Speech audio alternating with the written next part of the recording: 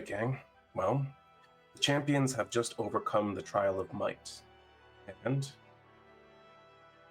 Menat-Ra sits watching you patiently. Felgalos, from the other side of the translucent wall, is waving and giving you a thumbs up.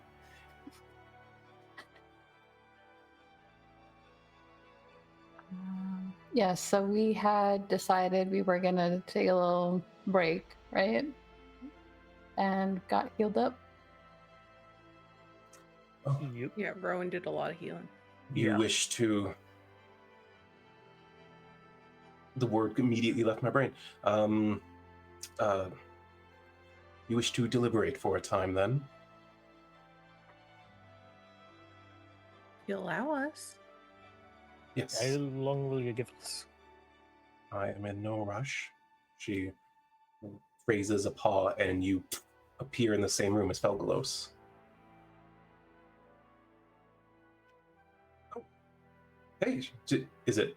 It's not over, right? There's still... How did you do? Did what I do help? We survived. It You helped. definitely helped. Okay. So what now?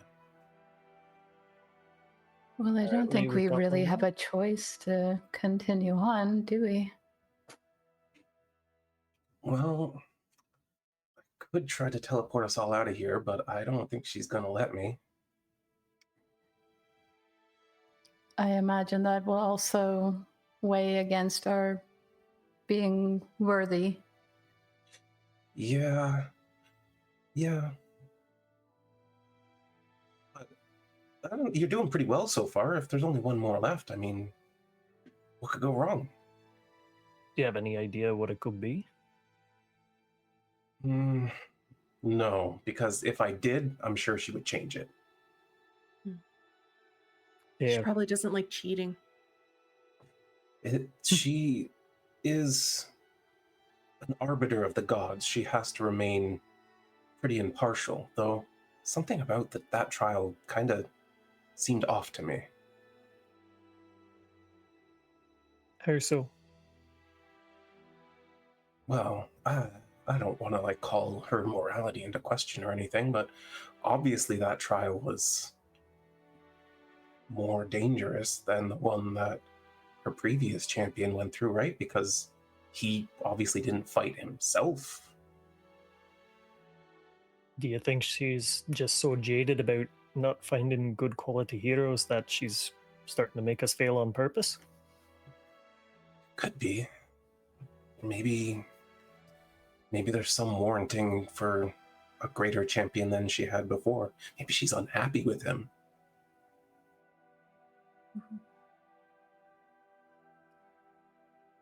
Right, well, this is all over my head. I'm just a bloody sailor.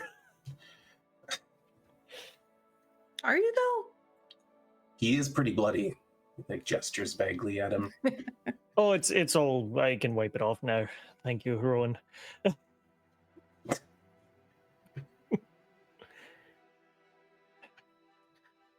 Do you think when we die, we come here and become her champions if we get that boon? I think she has the option of calling you to her if she gives you her blessing. Yeah, too many commitments.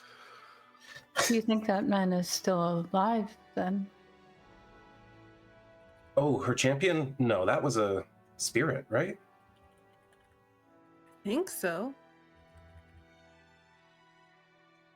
You see him move to the transparent wall, and he's kind of peering at him through it. He doesn't... I think he's made corporeal by magic, but I don't think he's actually here. Well, that's kind of what I mean. Doesn't exactly mean that he's dead if he's not here. Oh, that's a good point. I just assumed that if he was alive, she would actually call him to this plane. Maybe he's doing other important stuff. That's also Maybe a good he can't point. come. Although she also said there was none worthy in this age, which means maybe he's not from this age. True. That's why I thought he was dead. But maybe he's from later. And she Everyone's trying to figure. Nope, that doesn't make sense. If it is a fixed point in time, that's a possibility, but those are so rare. We've been encountering strange things that don't line up, so I'm inclined to question everything that we come across at the moment. I really like that philosophy. That's been my philosophy. Question everything. You know, when they say fireball is 20 feet diameter, well, I say why? Why does it have to be?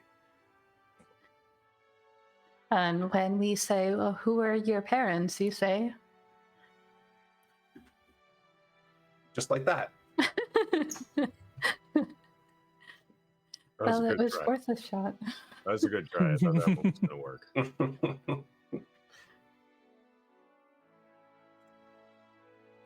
Well, is everyone okay to continue now? I guess that Think depends so. on what we're getting into. Right, if don't- it's another combat like that, I'm just gonna take a dirt nap.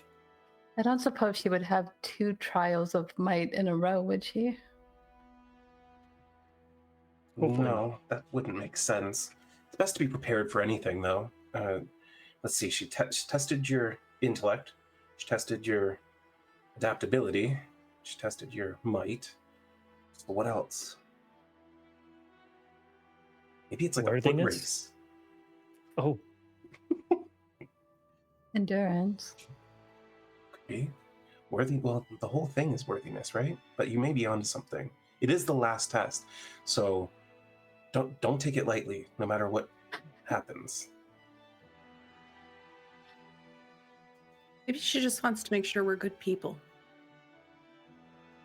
Not gonna like take the power and her boon and use it for bad stuff. Do we even know what this boon is? better Nope. be bloody worth it. Because if it's getting on the hook to be yanked here in centuries not yet to come, I don't know if I want that. Hey, that seems less of a boon, more of a commitment. Yeah.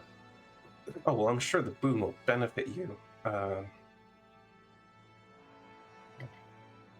We've been told to, well, I suppose Bastion wasn't there for this, but and she like points at herself, Brielle and Rhowan.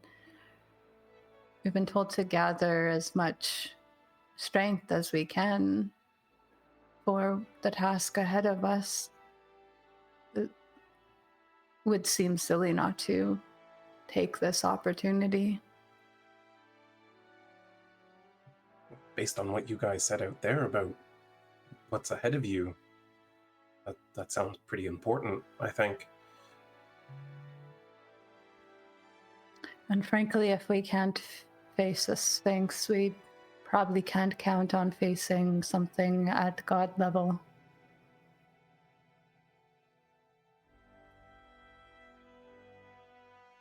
Right. Okay. I've been fairly quiet this whole time. This whole bloody thing with the It's very dinosaurs and the going surprising. through. I like experiencing new things, but like, what am I getting into?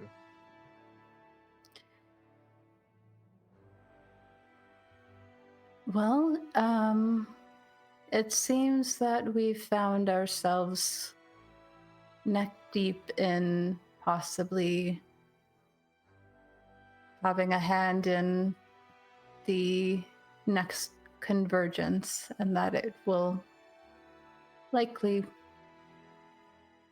bring about something. Well, all of that's been very cryptic so far. The specifics of it. All right. Sorry, how are you four supposed to pull off convergence magic if I can't? Well, I don't know if we're supposed to pull off convergence magic, but we can help.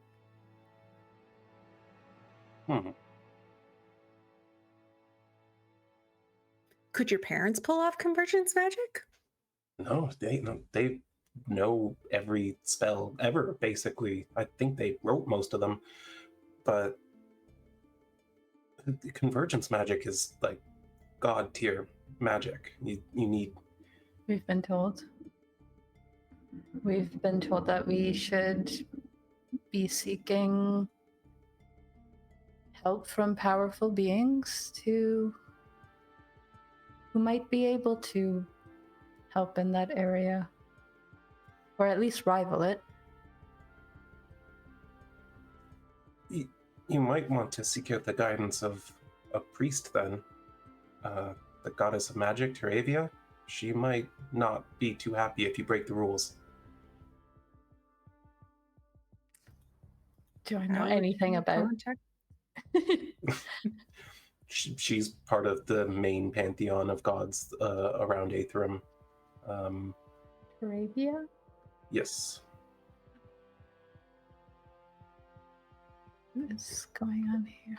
None of you have any like real connection to worship of her, though Seraphine would certainly have a couple of like shrines to her.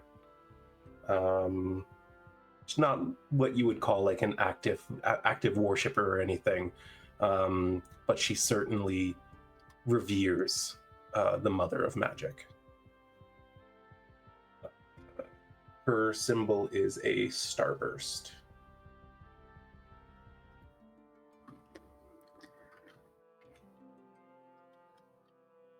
Not the candy, David. If that's what you're talking I was gonna say, but it's a strawberry or lemon. I was gonna say what flavor. Lick it, find out. You Ooh, die. Bernie.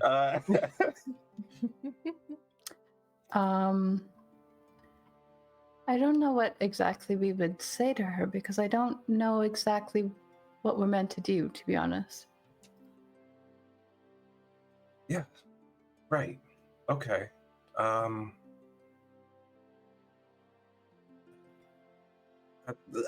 I guess that makes sense. I would be afraid of breaking her rules.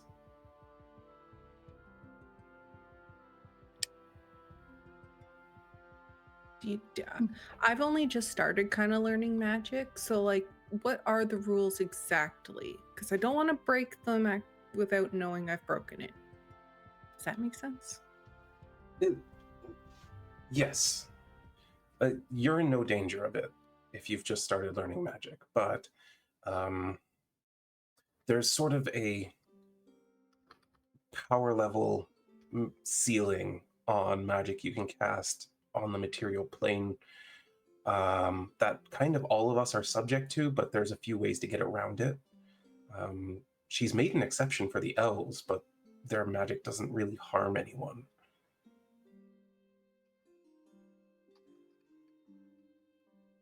And so all the stuff you want to do with your magic doesn't break rules, like making bigger fireballs? No, being creative with magic is fine. Breaking the rules I break are like the mortal rules, like this is how you cast a spell, but what if I want to cast it differently? It's more like understanding the weave better, and it actually kind of made me really learn to respect Teravia. But there's so I haven't even hit the ceiling yet. My parents had spells that could kind of do almost anything, but if you push beyond that limit, then you may reach the ire of the gods, and you know, there's supposedly reasons for it, like the wars and all that have happened as a result. Mm-hmm. Are we talking about rewriting the weave, basically? Well, that's a good example of something that happened with convergence magic. Perfect. All right. Basically, my understanding is it's weaving multiple schools of magic or multiple types of magic into one casting.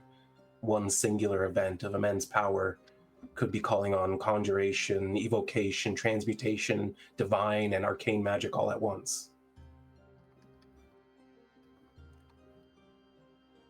So we need allies then. Many different schools. You'd need an immense sense of power. The components I can only imagine. And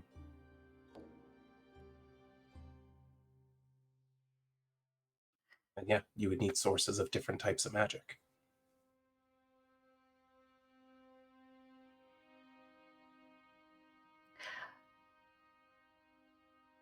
This Teravia. Yes. How do I put this? She doesn't want. She doesn't want mortals or anyone on this plane dealing with that. Why exactly? Well, the will of the gods is kind of hard to unravel from this side of things. Some people say that the gods they're kind of jealous of the power they have. They don't want anyone else to have it. You know, they're protecting that barrier between us and them. Some people say it's because they don't want us to completely undo our own plane by accident. Some people say that it's just a divine right kind of thing. But I tend to lean towards it's probably too dangerous in mortal hands most of the time.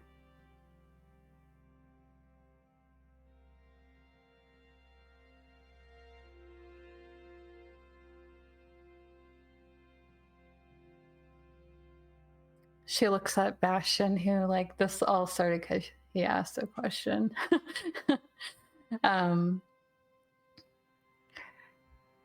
We've found out that there are things from long ago that change the shape of this plane. Not in the best interest of those who were there when it was formed. And Right. You're talking about the banishment of the prime elementals? exactly. You'd see Bastion perk up there. You know something about that, Bastion. So when I said earlier I didn't quite know who gave me the powers, you gotta be careful, right? You don't know who's an ally, who's not. You ever heard of Lurkothia? Who is he asking? Just, I think the group in general at this point. I would guess no, Shanks, that I haven't. No, the name doesn't mean anything to any of you. Okay. I'm gonna glance at our dragon friend. He casually turns and looks through the transparent wall again. Insight check. Make your insight check. The most obvious. So interesting, that mote of dust over there. I'm trying to look to see if there's any sort of emotion tied to his response at all in terms of like negative or positive. You see like a twitch in his eye and his hand kind of clench a little bit as he turns around. It's not entirely clear to you why he's responding the way he is, but it's clear he knows something. However, as you're examining him, he kind of points at the Sphinx on the other side.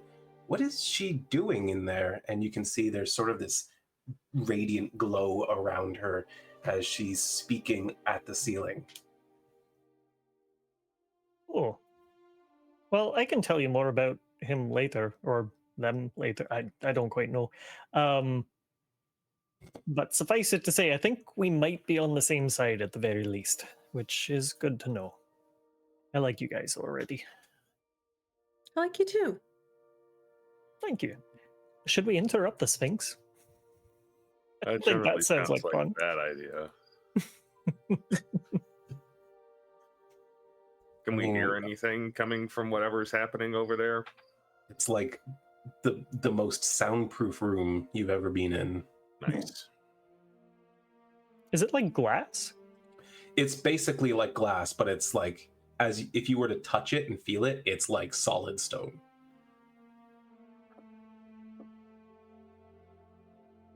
How do we let her know that we're ready? Oh, I assume she can hear everything we say in here. Oh, lovely. We're ready.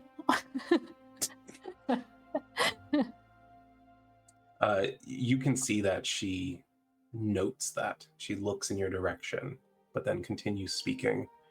She's getting ready to kill us for helping the elementals. Got it. Oops. Yeah, cool. Yeah, well, it'd be cool if the prime elementals were to like get freed one day, but you probably shouldn't go looking for them. Why? Why not?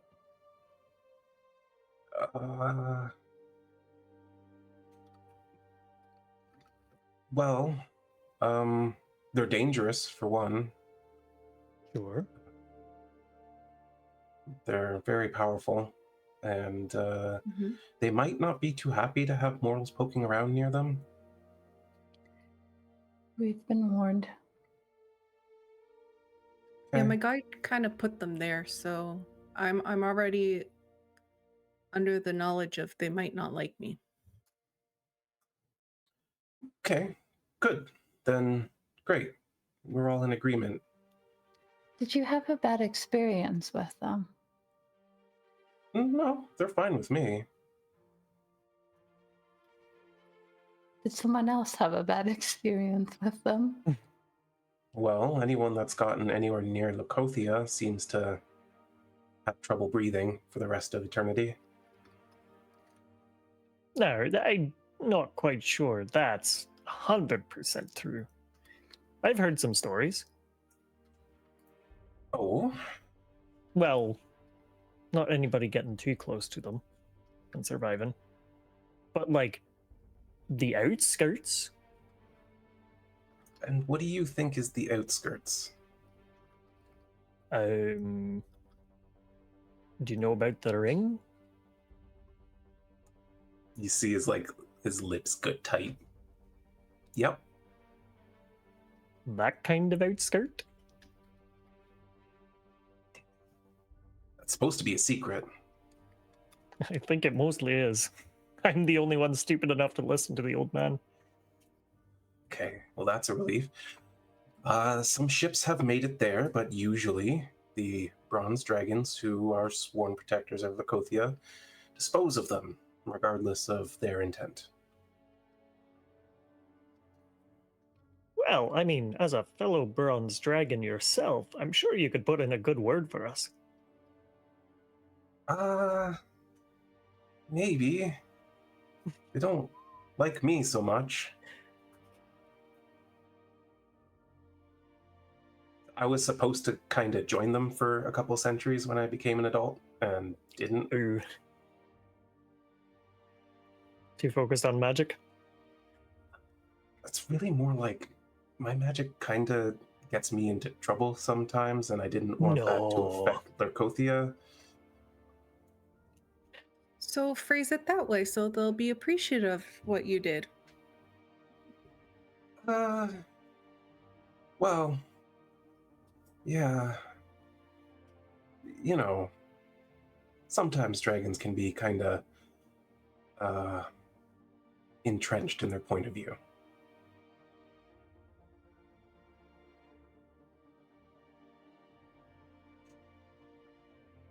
Well, I don't plan on going there anytime soon, exactly. Okay, all right. Yeah. If the world really depends on it, or if you think you can actually free Lacothea, then maybe we could clear both our names and be, heroes. But just let me know before you do anything. Of course. How? Oh, so, well, you guys have magic, right? You can't just call me. We have a bird system. Oh, like We can oh, tweet We have never carrier mind. pigeons.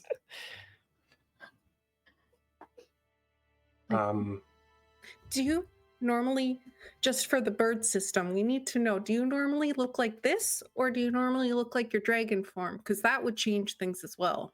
I like traveling like this, but I change it up from time to time. And Um, I mean, See what for your the other bird, form? for the bird thing to work, I have to know where they are already. So that's probably not going to be a good way to Yeah. get in touch with the traveler. Rowan, I'm trying to see what he looks like. Hey, Well, I can look like a lot of things is the thing, but if I were to not use any magic or anything like that, I'd look like this, and he kind of extends his hands, and just the image of a dragon appears in this room with you. Although this room isn't big enough for my body, so I'd be bigger than that. You look so cool. Thanks. Yes. Yeah. You don't think so? No, I do. I just I don't know. I'm uncomfortable. Oh. Okay. Yeah. The underside of the wings actually have like a luminescent kind of scaling that shines green as I fly by. It's really cool. It is I very would say cool. it's cool, but I don't want to make you uncomfortable. Yeah. Okay. So that's what I look like sometimes when I'm not like this or something else. Do you guys always look like this? Aye. No. No. I mean, Cool. for the most part. I'm just realizing, would Bastion know that I know about Ren? I mean, she is visibly a changeling.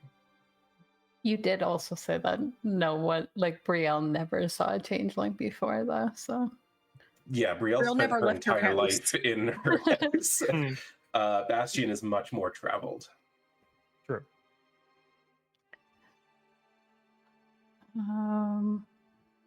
She hasn't changed her form since you saw her. But she does look very obviously like a changeling. Okay. You did make yourself small at one point. That's true. I did. Yeah. All right, cool.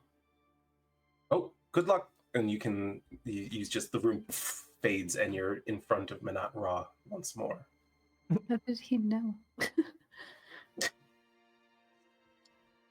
So, your deliberation is complete? Good, as is mine.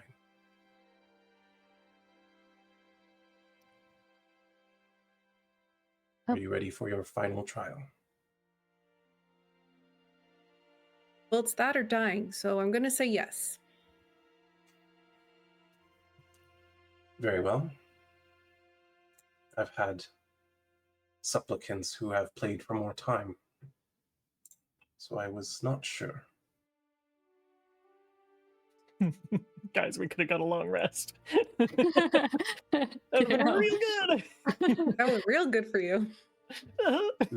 The room begins to shift, and it's not as though you're being transported, and it actually feels like the room itself isn't actually changing, but perhaps the illusion over the room is fading.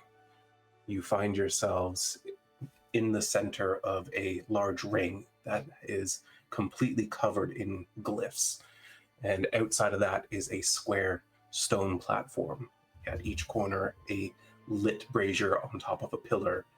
Though it doesn't make much sense for the flames where they are to be lighting up this room as well as they are. The room is very well lit, very easily see everything within it.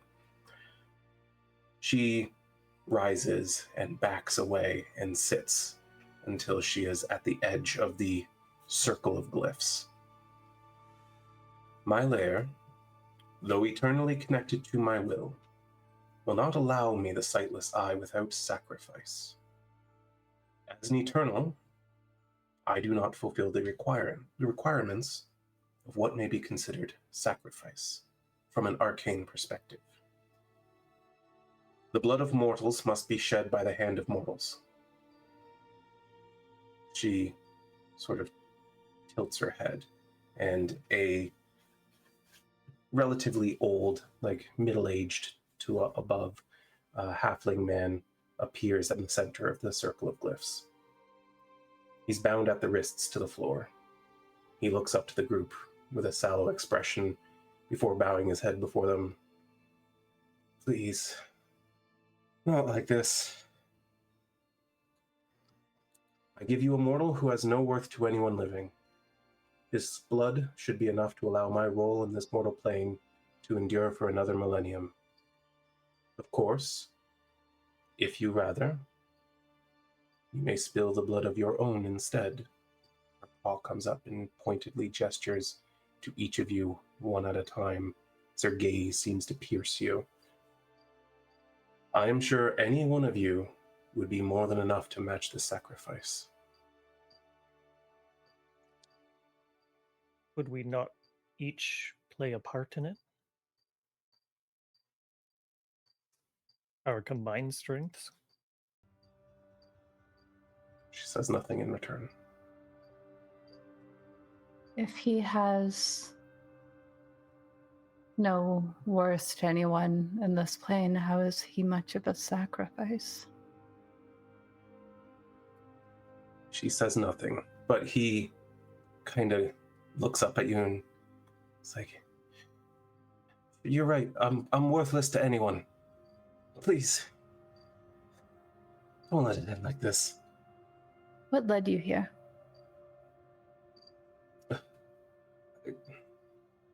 Bad luck, I guess.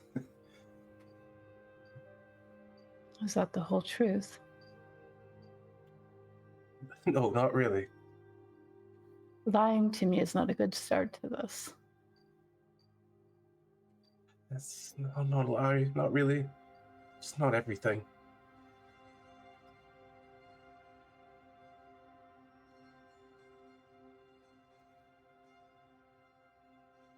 If you want a chance, you have to be honest with us about everything. I don't know. It's complicated. It's over my head. My name's Oswald. Mates call me Ozzy. Hi, Ozzy. Do you have any water?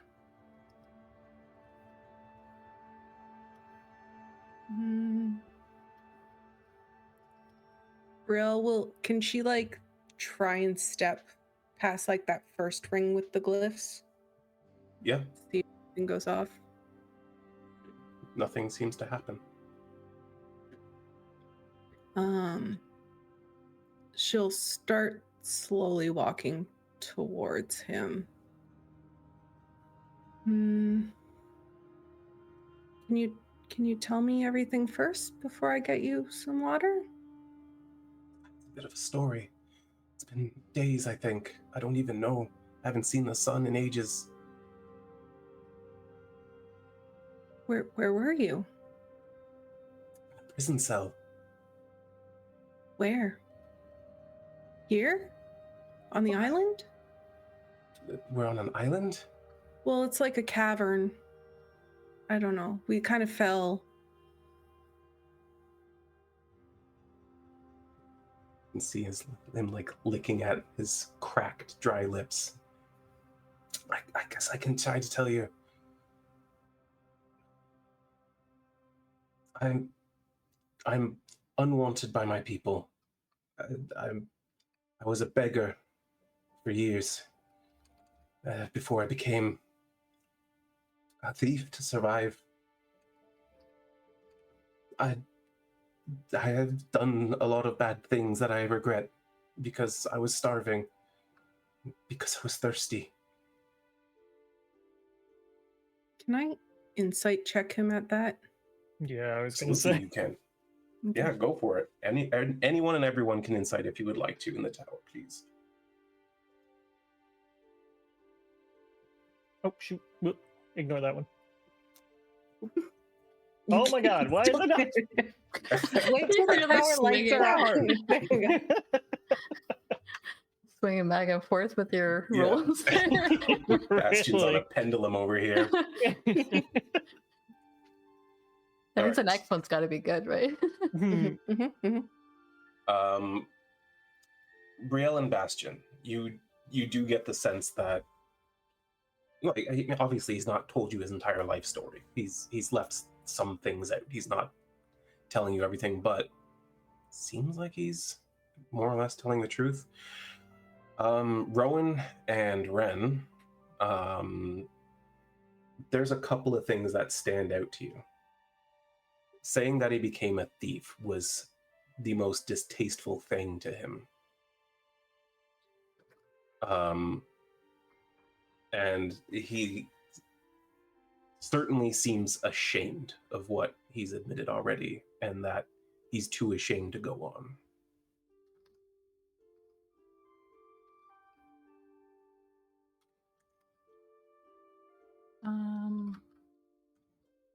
If Rowan has nothing to interject, I think Ren will. I think I'll say, it's, you gotta eat. You gotta eat. Yeah, but not like that. Not like that. I should have found another way. Did you try? People weren't so generous to me. You gotta eat. That's a failure of the system, not a failure of you, man. What awful things did you do? The terrible things. I hurt people sometimes. They wouldn't give me their coin. Didn't mean to, but it would happen.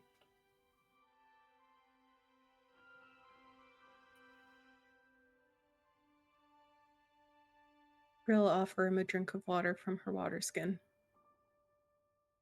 Yeah, he like looks up and opens up his mouth, and you can see his tongue is very gray inside his mouth, and he like absolutely guzzles down everything that you give him, and even what's like spilled down to the floor. He like bends over and licks up some drops that fell.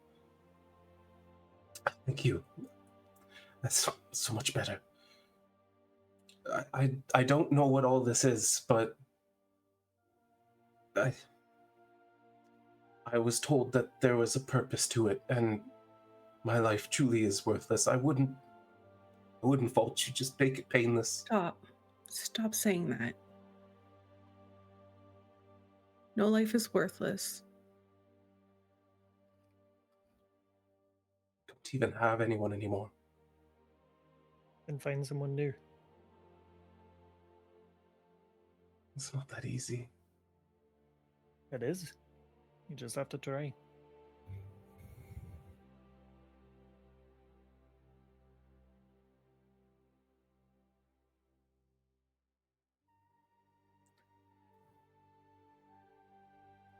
Brielle's just gonna kind of like look at anyone and see if anyone wants to do anything first. Before I talk to the Sphinx. I think Ren is having a very hard time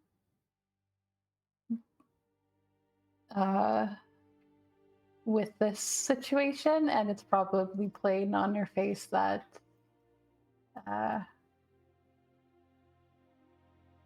she's letting the group be the softer voice in the room. She's holding her tongue on something for sure. I guess before she talks to the Sphinx, Brielle's just gonna ask him, was it the Swindells that made you do all those horrible things? No, it wasn't. I come from a very disconnected land from wherever you four are likely from, a very small community. What's it called? Riverbrook. All the people look mostly like me, all little folk. Kind of tucked away.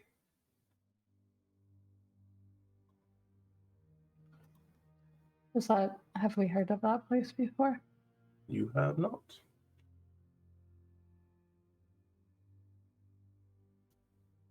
I'm not comfortable killing him. No. Oh, are you kidding me? He's made mistakes, but so have we all. How much healing do you guys have? Not bloody much, but Some. hopefully enough. Because I'm just thinking I'm the biggest and the strongest of all of us. No, And no. if maybe, listen, she said one of us was enough, right?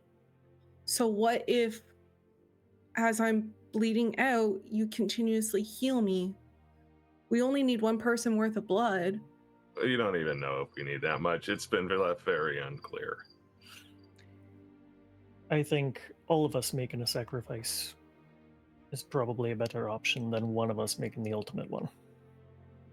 Well, I If it don't plan works, on it dying. works. I know, but I don't want to risk it. With the Sphinx, there's mostly absolutes, it seems. Wouldn't failing this trial sacrifice all of us regardless? True. In a way, I suppose. So I'll be honest, perhaps it's just years of the life that I've lived. I'm having a hard time being as merciful as all of you in this situation. I don't believe that a sphinx has dragged some common beggar here for nothing. True. Hey, she threw us into a box and said fight or die, and he had no, you know. So what if we do this? What if we spare him, but he owes us a favor? Would you be okay with that, Ren?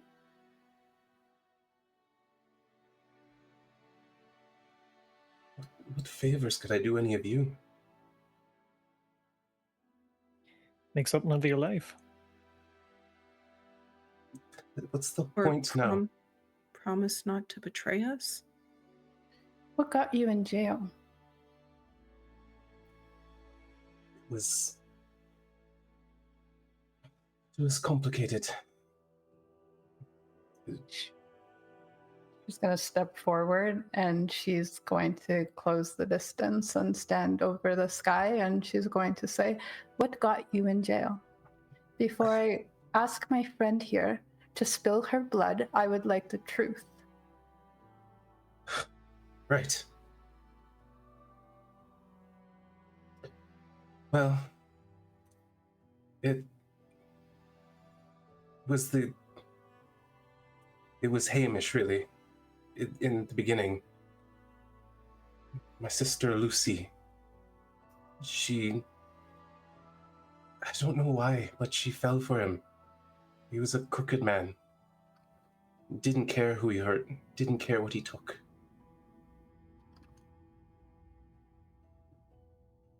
He was always giving her things that he stole from others. He used to brag about going into the city and taking things off the nobles.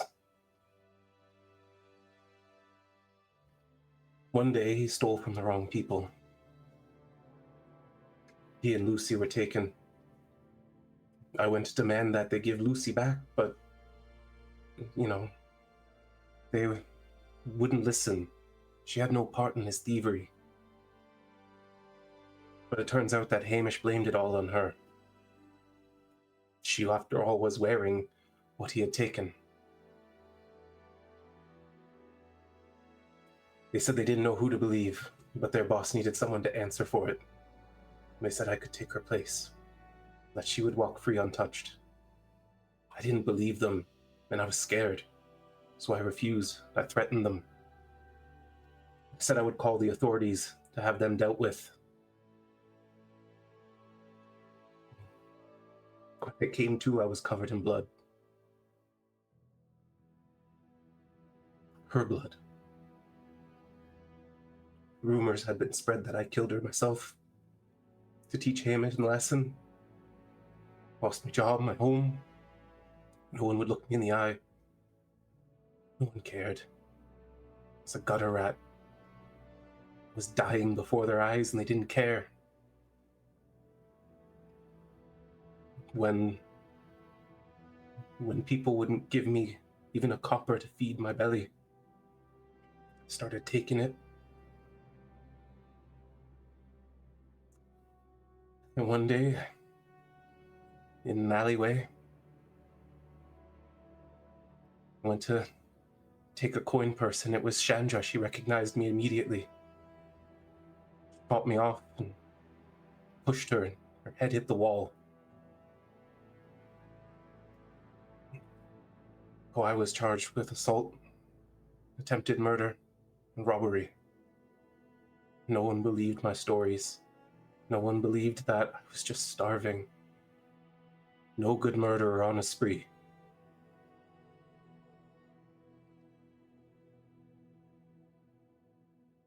Can we And- insight check that? I was gonna say, does that insight check from before hold?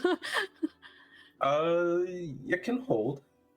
Can I do a new one? Sure, why not? I'll be generous. Thanks.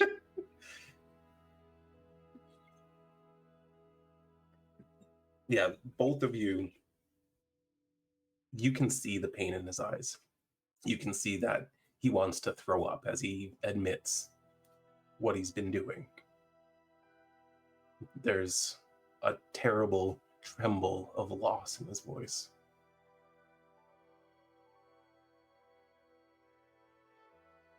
You believe him. I think Ren is gonna look at Bastion, and she's going to take out her dagger, and she's going to cut her arm enough that her blood starts spilling in the circle area. And I Bastion want will to move forward. As soon as your blood touches the glyphs, you can see some of them begin to light up.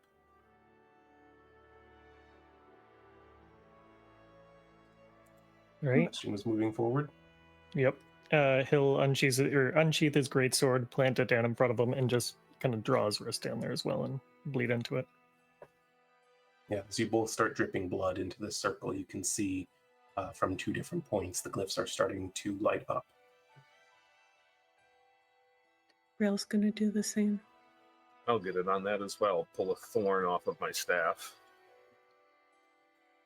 As the four of you open up your arms and blood begins to pour out into the circle, you can see the glyphs all lighting up, the blood within them seeming to almost fizzle and burn as the place is just illuminated by this radiant magic. This does take some time as the brightness slowly spreads across. You're having to sort of pump a fair bit of blood out of your bodies. Can I also I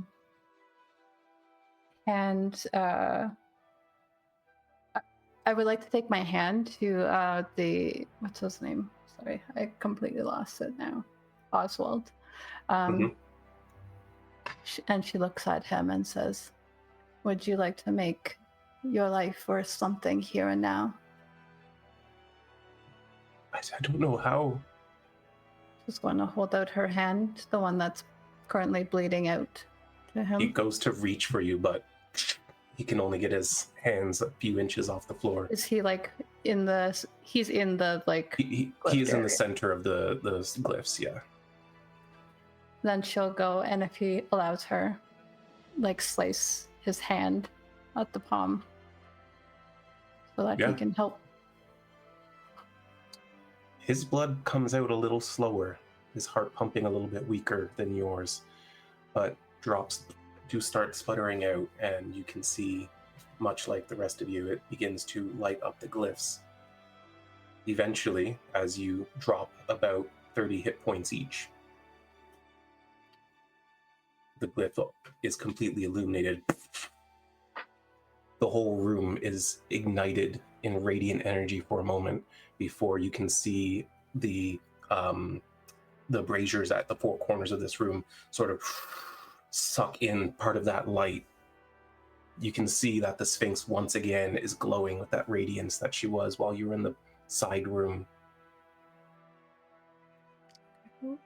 Ren will offer Oswald her greater healing potion and give him a bit of cloth to wrap around his hand. You're being so kind. I don't know how to thank you.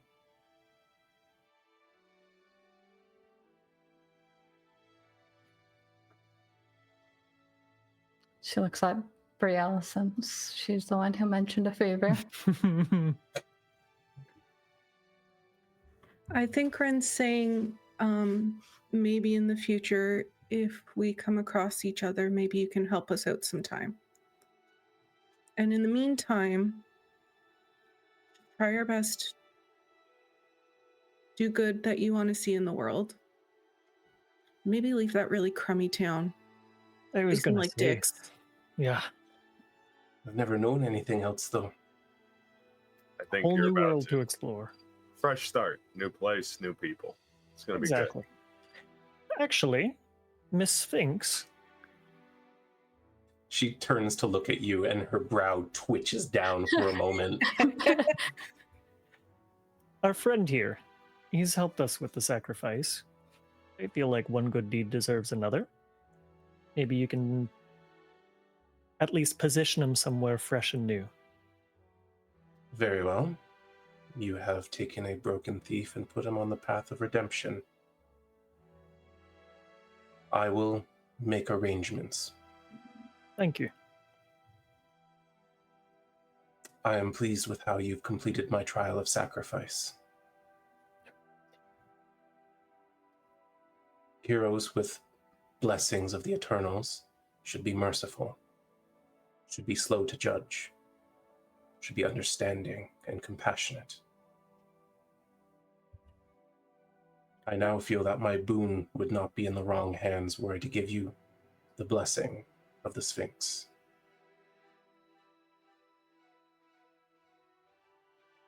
Also, you showed kindness. I believe that I will answer any one question you ask.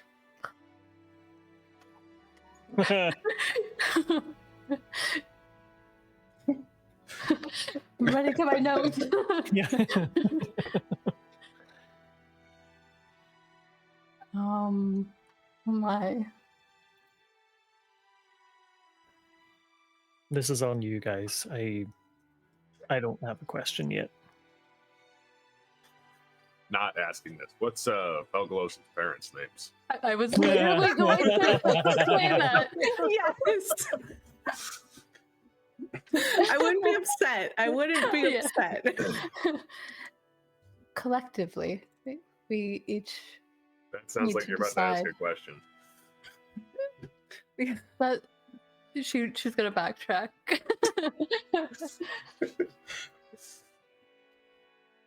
Yeah. You are free to talk amongst each other without it being taken as a question. So Okay, I will good. ask that Okay. you tell me if you're asking the Sphinx a question, as it will count. What would be the most helpful to us to ask her?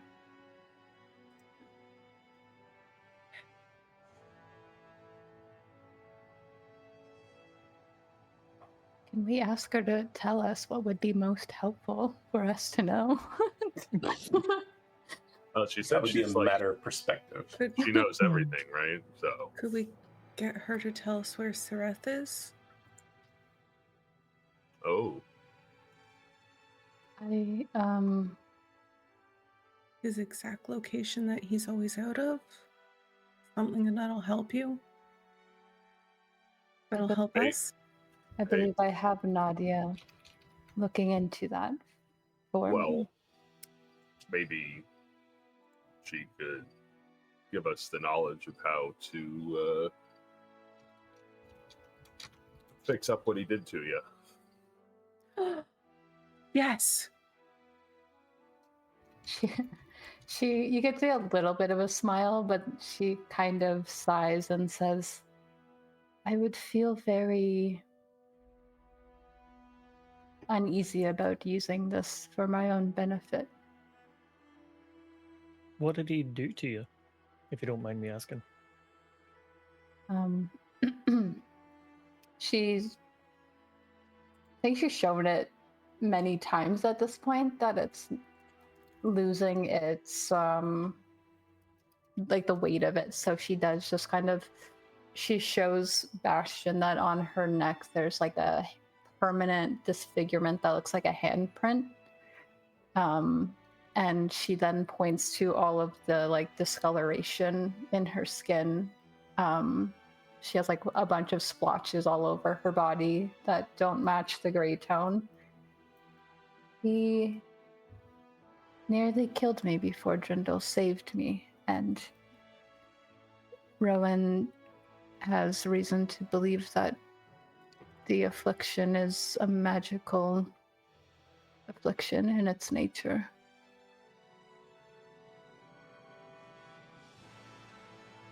I can no longer change certain parts of my body without putting makeup over the skin to correct it.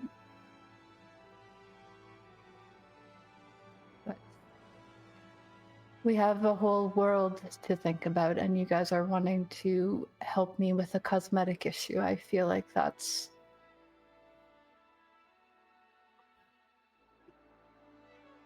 quite frankly, I wanted to kill the man when I saw him there. Riel, when you said that you were going to sacrifice yourself. So I don't think it would be right of me to use this on myself. Okay. But you wouldn't be using it on yourself. The three of us would be using it on you. So you guys don't want to know anything about where to find the other elementals, or perhaps she did say that she knows what great tragedies are going to pass for each of us. I don't think I don't want to know that. Yeah, I'd rather not know. Blissful ignorance. You don't want to know what it is that Maybe, we'll be like, facing? How soon to expect the convergence? Yeah, that might be helpful. Like, what kind of time are we working with here? Or who's the main opposition? Can we make Ren look good for the convergence that's going to be happening at some point in time? If you could tell us, that'd be great. Could that be it? I like where your head's at. Oh dear. A combo question, I like it. All the run-on sentences. I'm also curious about something. What are you curious about?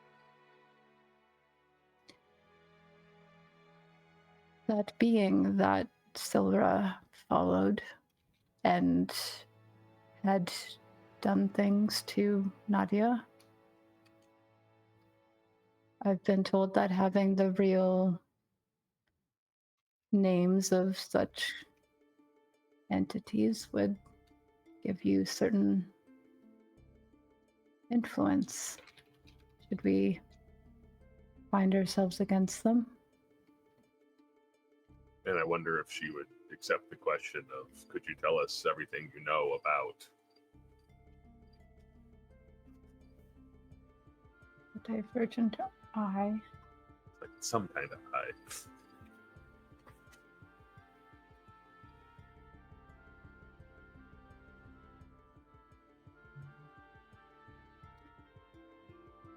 That does seem relevant in kind of a dead end that we've been pursuing.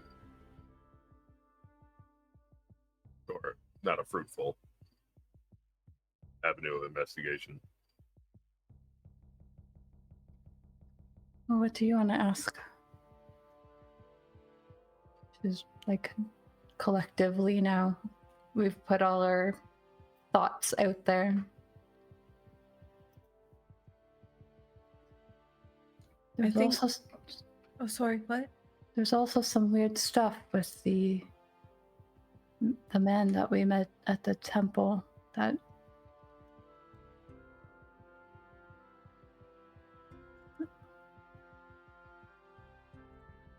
Now, do we ask the metagame question, or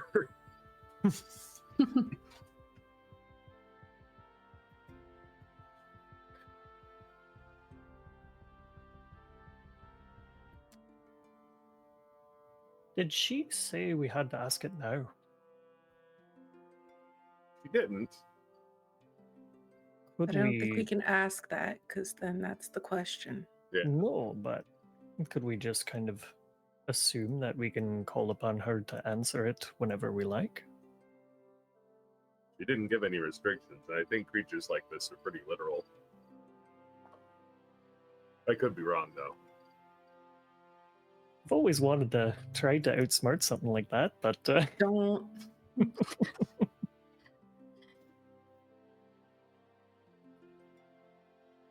I'm desperately looking through my notes right now. I know. Like, is there something we'll walk away from this and be like, why didn't we ask Gosh darn it. that? this is great, guys. I'm completely ignorant. I'm just like, I'm here. So the two things that we've stumbled, or that we said so far, that I think would be the most interesting to me would be information about the Divergent Eye or the locations of the other elementals, or how to fix Rensnack. My vote would be Ren's neck as Brielle, because Ren's most important to her. Or I feel like Divergent Eye is probably going to help us the most, because we don't have that.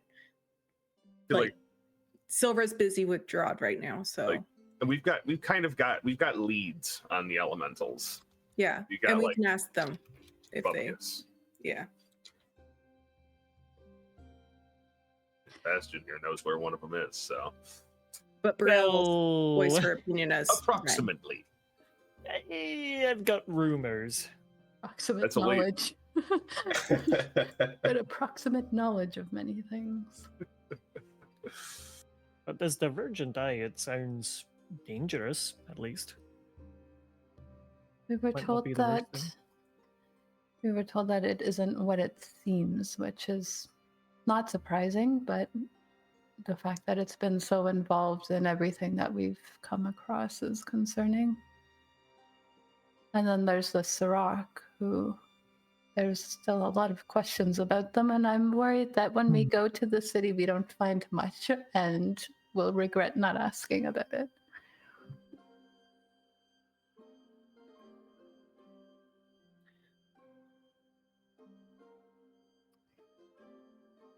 She's gonna look at Rhowan and Brielle. She goes, if you don't mind,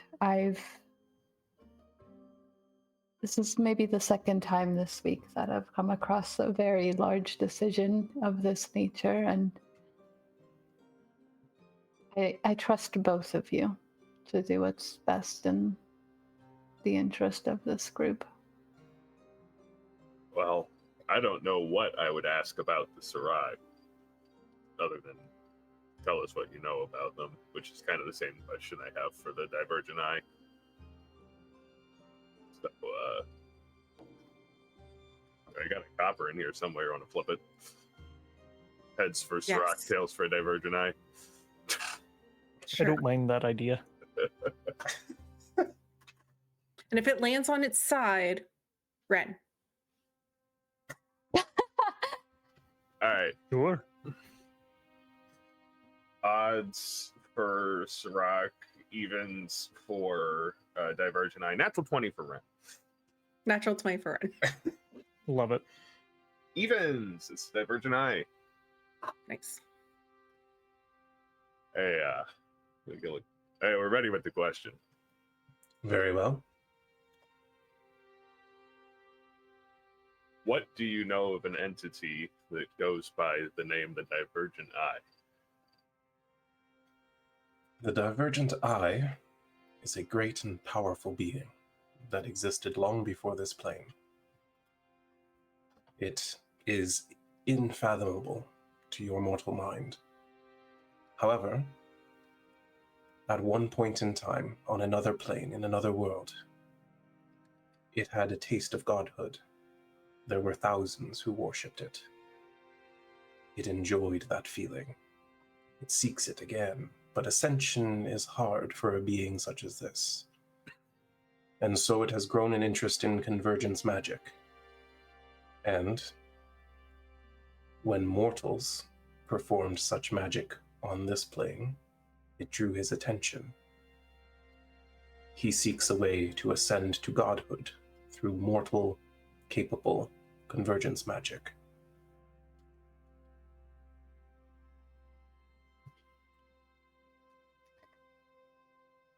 Can you remind me if that scroll that we got Trevor to look at in Vor's Delta that Silver gave him and had like since the beginning of the game, I think?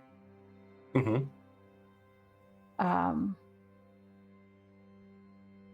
Did we find anything out about that from Silver? Does anyone remember if that was like something she got from the Divergent Eye? The scroll? Yeah. It was something that the Divergent Eye had led her to, yes. Oh. As she finishes her answer, she turns to whoever's next to Rhowan. And your question? Oh. That's great. Over and go.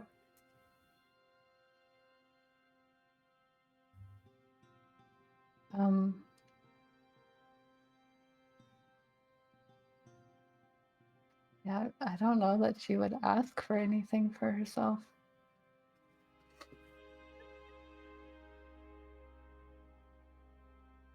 She weighs it in her mind for a bit and then realizes she had asked Rhowan to help her with this, and giving him knowledge at least would help him accomplish that. So she steps forward and she's going to show her neck to the Sphinx and say, "Could you tell me what you know about how to heal an affliction like this?" She looks Ren over carefully and then simply states, "Any healing magic, 7th level or higher, will refute the harm caused by this disgusting spell."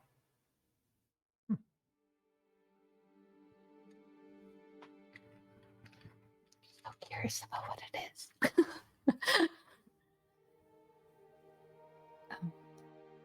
She glances at Rhowan and it's just like, That's good to know.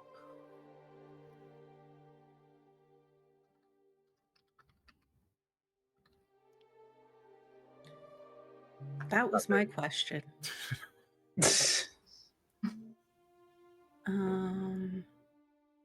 You could ask about the Saurachs. I was gonna say, like, oh, that's a great one. Where are Felgalos' parents? How does Felgalos react to that? He is on the other side of the wall still, but she does look in his direction, and he's like, The hell? The parents of Felgalos are the ancient bronze worms known as Thalmirian and Thalasra.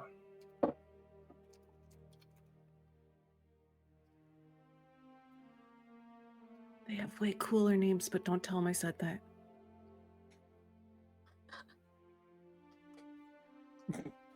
And you?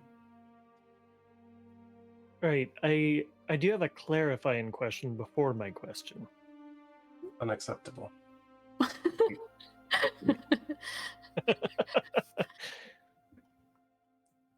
All right. I'll wait to ask my question for a time of my choosing. You will not be welcome back in my lair once our transaction is completed unless I call upon your services. Shoot. All right. Well, worth a try. How does that work? Oh wait, I asked my question. Damn. He'll look It'd be over funny to if you hadn't yet, though. I know. How does that work? Oh, exactly like this. He'll look over at the group and just be like, "Do we want me to ask about the Saurach?" All right.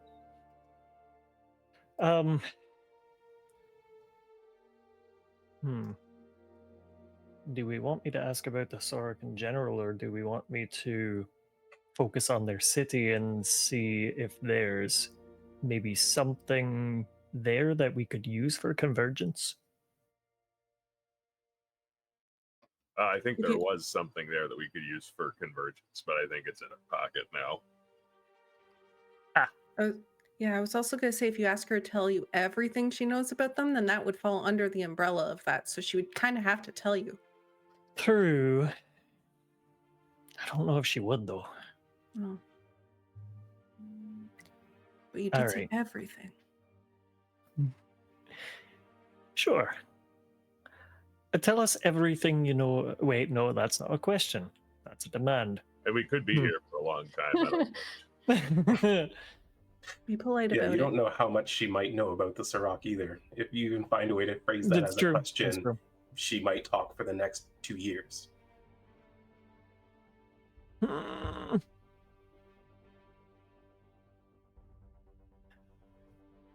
no, guys, help. I'm trying to think too. Yeah, how do we want to say this? Oh, could be something like, Are they planning to come back? yeah, or some. I was thinking something like, what role will the Saurach play in the coming convergence, if any? When's That's a the cool one. next? Like, when? Ren's gonna pull out that note that they found too. We could also ask what exactly it is that they're doing with these gates, or if there's anything that we can What are do. they? How close is the snake to being released? Never mind.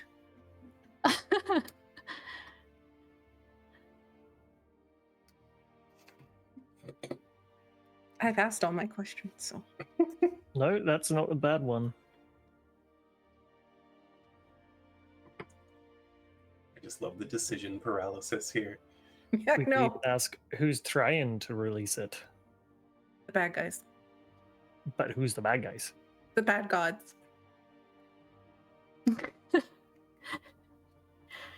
All right, well, that's easy enough. Rhowan did have a vision that sort of pointed at who it was. Yeah. Okay. Not that Bastion knows that. No. Right. Should I stick with the what general? part shall the Saurachs play in the convergence? Yeah. I think that's a good one. Gives a little bit of a few things. Sure. All right. What part will the Saurachs play in the convergence? Now that you have their planner gate, the odds of the Saurachs having any involvement is almost nothing. That's actually all right. Oh, good. We can check one thing off. Very well. Are you ready to receive your blessing now? I guess so. Yeah, She approaches Rhowan and sits before him. Arendor speaks highly of you. That's good to hear. Thanks, buddy.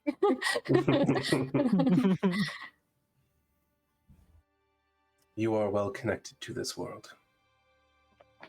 You have laid down roots that will cause healing for generations to come.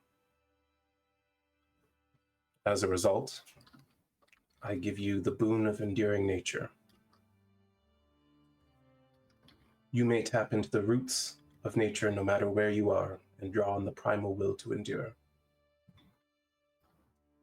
And you see that this radiant light around her focuses into her eyes and passes into yours. You feel yourself immediately grow more powerful.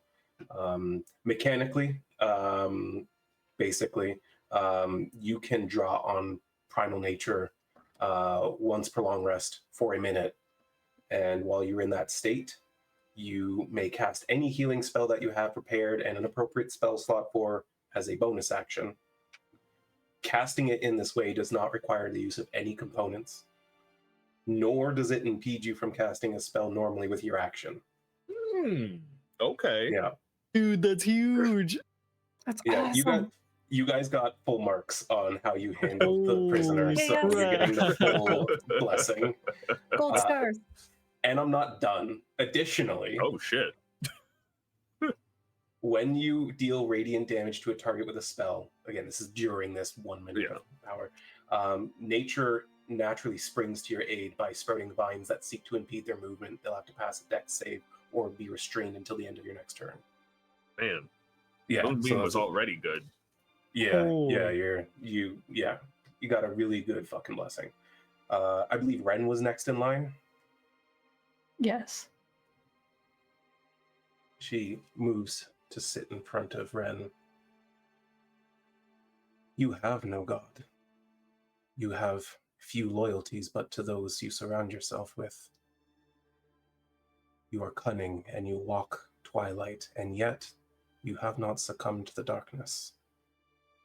You are like one divergent in time. And so I give you the boon of diverging paths. You may shirk the binds of fate and take 2 possible paths through time at once. Mechanically, as she fills your eyes with light as well, on your turn, you can create a phantom Ren that acts on the same initiative as and has the same action economy as you, but may act separately from you. At the start of your next turn, it fades back into the ethereal realm of what could have been. Any effects of its movements, actions, or bonus actions remain as though you had done them yourself. The Phantom is immune to all damage types and spell effects, but appears to be real for all other intents and purposes and may be targeted as a creature by enemies. You may use this ability a number of times equal to your proficiency bonus per long rest. Hell yeah. Do you know how much Whoa. shenanigans you're going to have Oh to my deal with now, God. Shanks? So many shenanigans. That's I- pretty dope. I am giving out extremely powerful boons here. I am aware of that. I am aware of how fucked it's going to make the game. Just know the CRs are going up. Yeah. It's good. These are going to be useful. So she continues on to Brielle. Arvos is very proud of you, Brielle. He assured me that you would not disappoint me in the final trial. I had my doubts, as many of his kin had come before you. But you have proven my doubts false. I give you the Echoes of Tharpos. You may transcend your mortal coil and control the battlefield as though you were accompanied by all of Tharvos' mortal children. And she once again passes light into your eyes. When you use a reaction to make an attack of opportunity, you may attack any creatures you see within 30 feet simultaneously. Whoa! The same damage, effects, conditions, or abilities apply to your initial target applies to all of the targets of the attack if you hit. Additionally, you may choose to activate this feature if any hostile creature within 30 feet chooses to move an amount no less than 5 feet. You may use this ability a number of times equal to your proficiency bonus per long rest. Yeah. So next time you Rael make is an just, opportunity like, attack, stoked. a bunch of like spectral ASMR will just be attacking everyone within 30 feet. Dude. And you have fucking Sentinel. I do. Yeah. I was aware of that when I made this. I know how fucked these abilities are. He does it to himself. Thank you very much. I really actually this. Oh, that's a lot. Thank you so much. I hope to see you command legions in the halls of Tharvos one day. I'll try. She moves along to Bastion. And you, chosen vessel of the storm itself.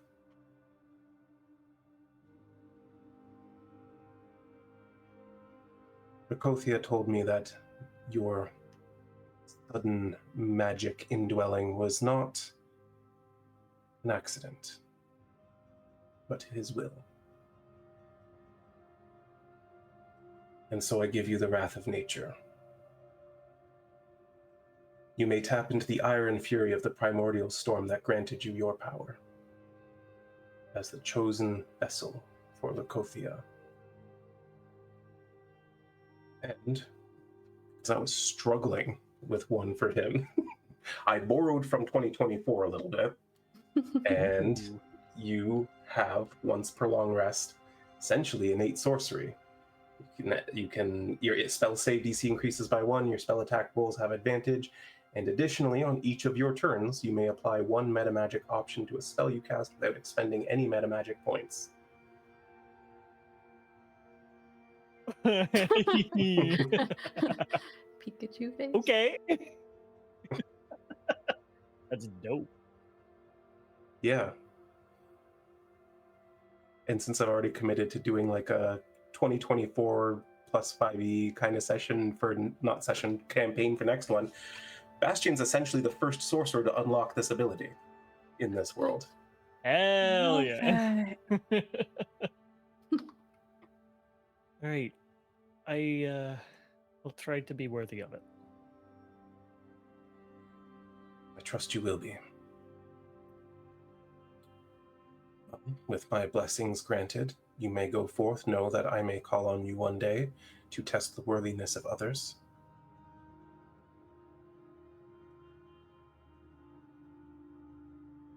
You are free to leave.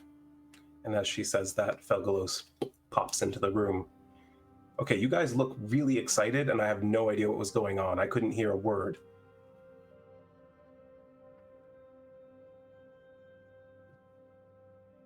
That was pretty good. We got the boons. Cool. So, like, what'd you get? Can you, like, become dragons or something? Not quite. That would have been cool. That would have been cool. Yeah. Even better at healing stuff now. That should come in handy with how much damage you guys seem to take all the time. Yeah, I think so. Yeah. I think Ren's like having a hard time processing this, so she is kind of just speechless and like contemplative for a moment. I think I can make 2 of me. Sort of complicated. See? That's really cool. My dad could do something like that. He could actually make 5. Flammarion? Thank No. you for doing How that. do you know that? It's safe with me. I won't tell a soul. You just told them. Well, We already Well, they were we in the already room when it know. happened, so they know. But I'll make sure they don't tell people. Yeah. Menat-Ra, if they summon my dad somewhere and he gets angry, I'm telling him you did this. She turns and starts walking away from him. If it makes you feel better, we can call your mom too. Oh no, please don't.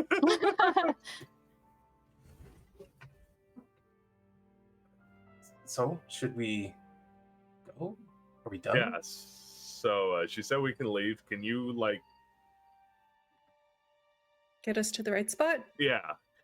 That thing might be a problem. We could maybe fly there, but I don't know. That's going to be too far now. Menat-Ra. She stops, turns, and sits once more. Would you be willing to send us back to Ocelith, but to the abandoned Saurach city in the middle of the island? She pauses for a moment and then just says, that city is no longer abandoned, but yes, I will. And you see the cavern start fading away. Wait! Right. Expand on And- that. As you're flying through space and time, let's take our break. No. That was timed perfectly. Thank you for giving me that opportunity. You deliberated We're just long blasting enough off on your again. questions. So we'll be back in just a few minutes. Get your drinks and snacks, whatever. We'll see you soon. Welcome back, everyone. Well, you have officially passed the trials of Menat-Ra, the ancient sphinx. She has granted you her blessing and transported you back to the Saurach city as she informed you that it is no longer abandoned. You find the five of you and your wyverns now returned to you, passing through space and time all together. Suddenly, the floor comes up beneath you. You stand on hardened earth, trampled by many feet, in what looks to be the city square, perhaps. Most of the tile paths here are sunken into the earth, broken, or completely eroded to nothing. Many of the structures still stand intact, though most of them are either in partial or complete ruin. You can see that the intact structures seem to be filled with stores and other things, storage of all kinds of things, fortified shelters. Those that partially remain have been given patchwork repairs with wood and hides and serve as homes and other necessities. There are, surrounding you, hundreds of goblins going about their daily business. Some even driving wagons with large reptilian creatures strapped to the front. Beyond the buildings to the east are fields being farmed and pens holding the same large reptilians in some and jungle boars in the others. A group of 3 goblins immediately seem to take notice of you and approach, looking somewhat perturbed by your sudden appearance. A female goblin leads the group. She is young, strong-looking, with a determined look in her eyes, which you realize now are mismatched. One is gold and one is green. She has raven black hair with streaks of red, which is adorned with bronze rings and shaved down one side. Following her is a surprisingly tall goblin with 2 jagged-looking picks on his belt and a bronze Saurach-made mask over his face that seems to be designed to invoke fear. His muscular body is covered in scars. On the other side is another goblin wearing longer clothes that cover most of her body, smears of stains of various bright colors all the way down. She has a belt around her waist that must have nearly 100 small compartments in it. The one in front steps right up to whomever's nearest. I'll let you decide. And in a commanding voice just goes, "Now where the hell did you come from?"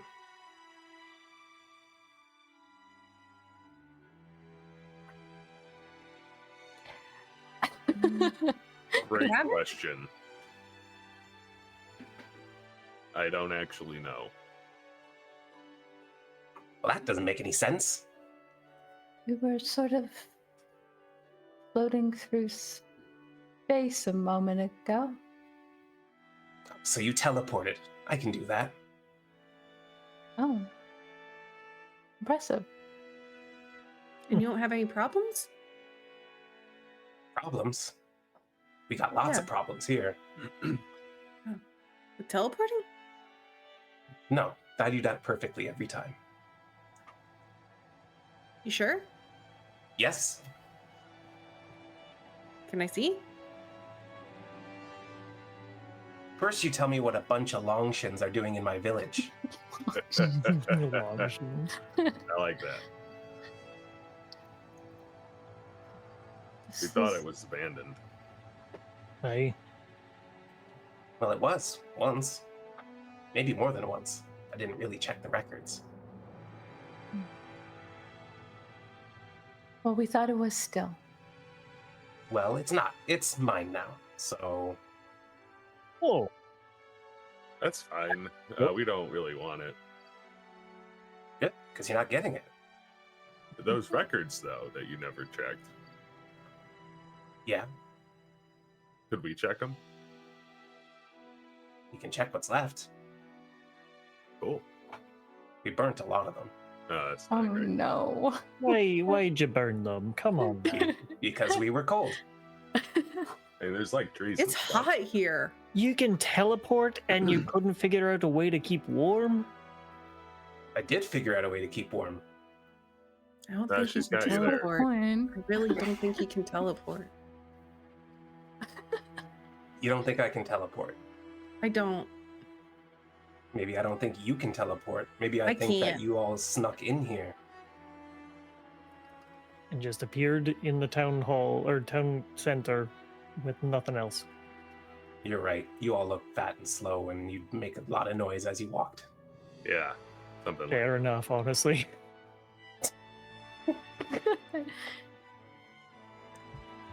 All right, fine. I'll show you what I can do, and then you're going to tell me what you're doing here, and then we'll drink. Oh, Oh. right. Oh. Oh, okay. She unhooks her spear from her back, and she points to a spot across the square, and throws her spear. The second it hits the ground, she appears next to it, holding it again. Ah, That was impressive. My friend can't teleport, so I'm impressed. Yeah, everyone's impressed with me.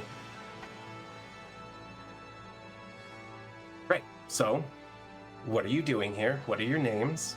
And how much can you drink? I think we were here to check on the archives. which are mostly burnt now, so it kind of frees up our evening, I guess. Yep. Yeah, Right. well, Still there's like still taking some, but most of them belong to me, so you're going to want to get on my good side. Sure. Right. Well, we're Sh- trying to get information about the Saurach. My name is Ren, and I can drink a decent amount, I suppose. All right, then. She walks up to Ren, spits in her hand, and extends it to her.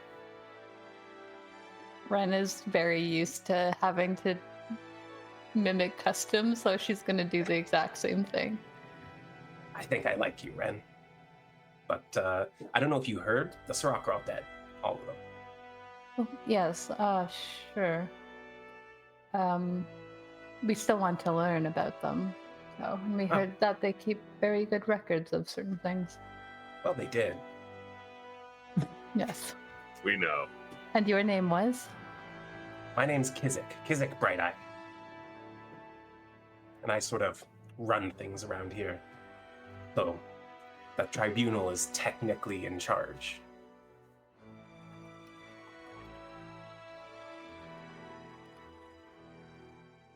Right, my name's Bastion. Bastion. I can drink a fair amount. Okay. I'm a sailor by trade, so kind of runs in the veins. Well, you might just be the bravest one here then. I doubt that. I'd rather face off with a bunch of snake men than go cross those unsteady waters. They're pretty steady for me. It's Were true. you always Interesting. from here if you didn't go across the waters? Or were the waters Yeah. that scary? And that's why. We weren't always here. We were further north, and I think that our clan once sailed, or maybe they found another way. I don't know. But we've been here as long as our ancestors have stories. Oh. But I was the one who decided to come deep into the jungle and take over this place. Learned a lot, It's a nice too. place. You know, they got like little metal rings all over this place, and all of them do something special. Oh yeah, I guess Bastion's currently holding the big metal rings. It's like we got from the other place. Yeah, that's It just like looped around his shoulder, basically. Oh, I'm Brielle. I forgot to tell you that part. Here, same reason as these guys. And I shouldn't drink that much, but I tend to do it a lot anyways. I have the exact same problem. And then she spits in her hand and shakes with Bastion and Brielle as well. I'm Rhowan, and I can put it away all right. All right, must be that green skin. You know it. Rhowan spits in his hand first. Oh, Fresh layer. do we want a picture of the sexy goblin? Yes, we do. I'm just I'm gonna curious what question. Shanks feels as a sexy goblin. Hell yeah. so- Okay. Did you get it? Yeah. Mm-hmm. See if I can put it up. No, not that. There we go. Sexy goblin.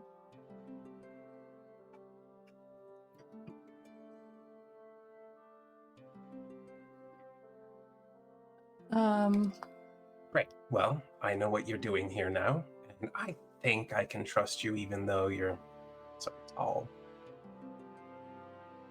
I'm not always tall, she says, and she turns small and then tightens her clothing a little bit. Well, that's a neat trick. Can you get bigger too? A little bit. I can get bigger. Mm-hmm. Well, maybe Maybe what? What? Are we adding we a going goblin here? to the harem? Let's go. I'm trying to find the name of her companion here. I have so many notes open. You didn't take it, sexy goblin, so you could quickly find it. His name is Garrick.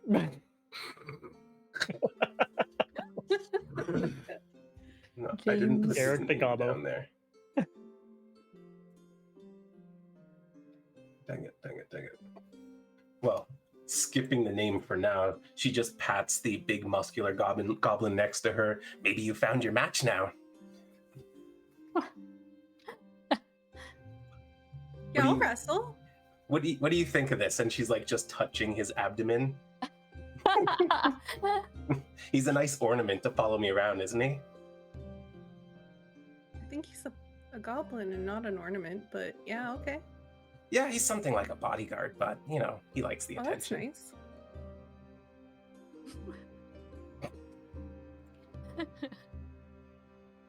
My sister has someone like that.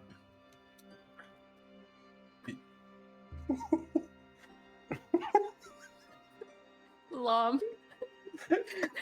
I don't doubt it.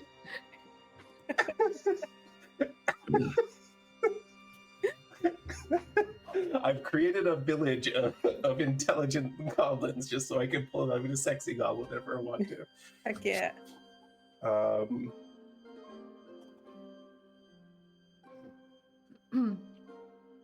Oh, Grashka is his name, by the way. All right, well, Grashka, get some grog. Snicka, why don't you just let the tribunal know that they're here?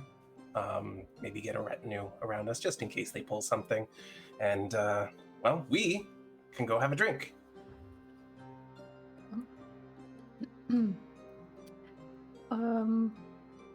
right. Should we maybe... She looks at the others. We are on a time crunch. Should we maybe Yeah. check out the more pressing thing first? Shanks, is time like a weird soup between Sphinx dimension or wherever the hell we were in here? Like, can I tell based on the position of, I'm assuming, the sun, how much time we might have left? Assuming days haven't passed. Assuming, yeah. The sun, as far as you can tell, as you look up, is in the exact location it was when you left. Oh, that's convenient. Either it's been exactly a day or some increment thereof, or no time has passed at all. Oh. Well, let's Oh. hope it's the no time's passed at all. Me too. She leads you through the town. As you pass by one of these wagons, the large reptilian that walks on 4 legs, has a long tail, and a very large head with 3 prongs, 2 on the head, 1 at the front there. Just kind of turns to you and puffs a little bit. Oh, you gotta watch out for the trident horses. They don't like new smells. Trident horses? Trident horses. Never seen Really those good. before. They're strong. They pull really heavy things for us. You can even ride them into battle, and their meat, oh, delicious. Were they already here, or did you bring them from somewhere? Oh no, they live all around the jungles here. Oh. We just made them ours.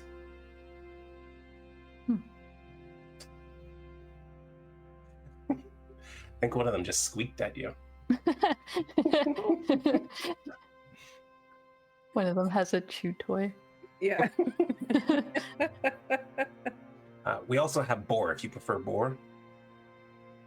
That sounds good. We mostly raise them for the milk, but you know, boar meat's good too. I'll try whatever you suggest. Okay, Sure. good. Little bit of everything. And she leads you across town square and past a couple rows of buildings into another fairly open space. The tiles here are more intact for the most part, though there's certainly a fair bit of damage to these and the surrounding walls. A lot of blood stains on many of the tiles, and then other stains too that you probably don't want to look too deeply into. But in the center of this large open area is what is essentially like one giant fire pit, and kind of off to the sides there's a couple other smaller cooking fires placed, and you can already see that there's just like empty grog barrels next to these fire pits, and you can even see one goblin who seems to still be either drunk or hungover, just laying in the corner, unconscious. People, like other goblins, kind of stepping around or stepping over. But as you're moving into this central area, you can see that now a lot of the other goblins who are kind of around the village are being kind of drawn to the fact that there's these tall folk walking through their city. But they're keeping a respectful distance. None of them making too much of an attempt to get closer, just following at a safe distance.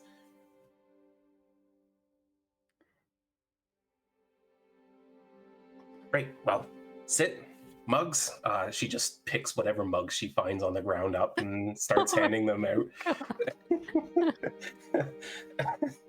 We'll get you meat. Hasn't been washed in like a year. What do you mean washed? What a day to not have prepared protection from poison.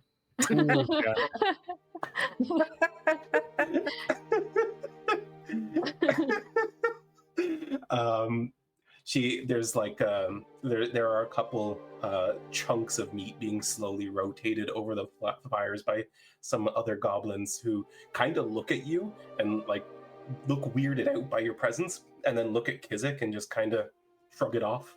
And as Kizzik approaches each of these, she just slices off like a strip of meat from each of the fires, and then just starts handing these out to each of you. Tell me which one you like better. I'm really curious. How big is the strip? It's just like think of like a big strip of jerky kind of thing. Ren's gonna she's gonna like rip it in half and eat some, and then she's gonna feed the wyvern to also see what they like between the two. That first one is pretty dense and chewy, but it has sort of a weird tangy flavor to it that's also cut by some sort of substance that's been smeared on the outside of the meat. It's it's sort of like it's almost like burnt berries, but the acidity of it kind of does undercut the hard tang of the meat and together. Not terrible. All right. If it's chewy, she's just like busy chewing on it for a long time, I think. you see she grabs a strip for herself, just bites right through it, and just very haphazardly, open mouth chewing on it. Do goblins have like sharp teeth? Yes. I think Can Ren make her teeth sharper to eat Smart. this more Yeah, I easily? don't see why not. Okay. Yeah, she's gonna do that.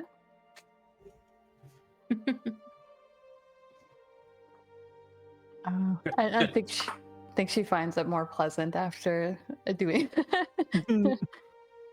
Now the other one. Take it, rip it, same thing. See how the wyvern likes it. This one's a bit softer. It's very balanced between muscle and fat. It's got like a really savory taste to it. Just salt and pepper on it, and it's really yummy.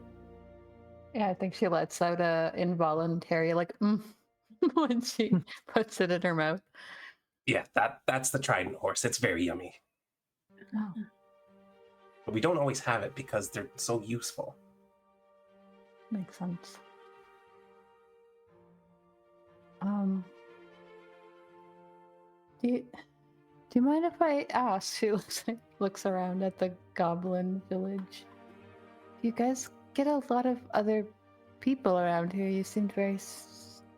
Obviously, it was surprising that we just showed up in the middle of your town, but I'm just curious if in general you don't get many people here.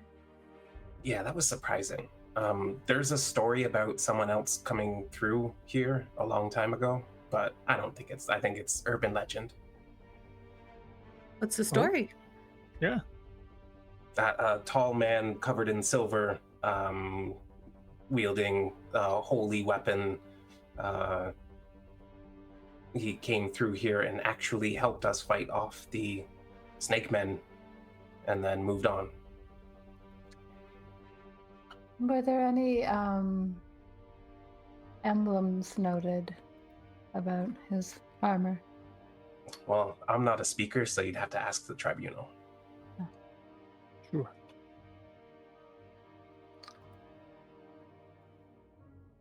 Yeah. Are any of them here? Or we have to go somewhere to get to them? They're in the city, but they only meet with people they choose to. Usually it's just me. So you Could you could come put with in us? a good word for us. Or that? We're not on the best of terms at the moment. What happened? We had a big fight. So, they want to pack up and leave. And, I think that the only reason we've come this far is because we put down real roots and built this place up and really defended ourselves. And I don't see any positive in leaving that behind. I think we can't stand against the Snake Men's army, and I think that we have no choice but to stand and fight. Are the snake men active around these parts? Well, these ones are, except for the ones that I get my hands on.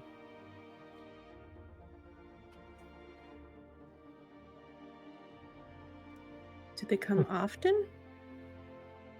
They've been raiding us here and there, making more and more elaborate attacks. They've been up to something for a while, and I think it's a full-scale assault. Do you have any plans to stop that? Well, that depends if the tribunal will let me. Oh, look, Gresh is back. And you see the big goblin with the mask comes back with 2 huge barrels under his arms. He places one down, the other one, he just pulls this massive cork out of and just haphazardly starts filling each mug with this very strong smelling crude ale of some kind. Do you know what the snake men want here? Or is it just occupy, or? Well, they want the city. They think that they're the descendants of the Saurach. Right.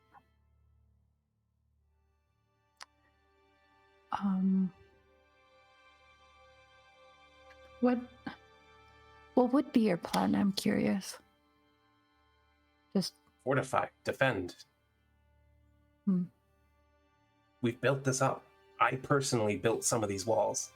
We've got good defenses here. We use what the Saurach left behind, including all their special little trinkets, and she like flicks a braid in her hair that has 3 or 4 like bronze rings like woven into her braid.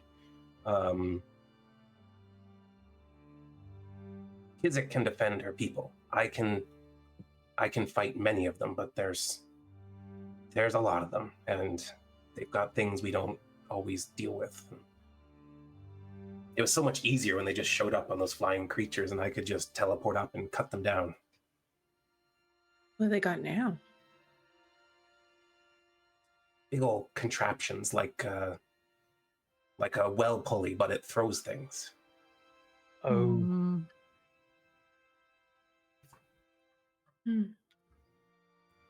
I thought maybe there'd be some information on some of these Saurach scribbles that might teach us something about that, but they didn't use anything like that. They were all magically gifted. And we've only got a few Buyyogs left.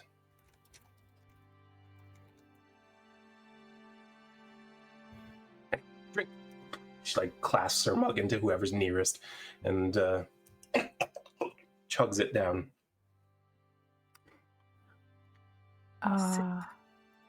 God, what's it taste like? Honestly, not that bad. Despite the smell and the look of it, it's like one of those ales that's been aged in like a whiskey barrel, but if it was aged too long, it's way too strong, and the person didn't really know what they were doing. this is alcohol. In fact, any of you that 200 have like proof. a more what's the word? Like refined palate might notice that there's more than one type of alcohol in this. Say those of you who've ever tried home brewing something moderately complex know exactly what this tastes like. Is it a porch crawler?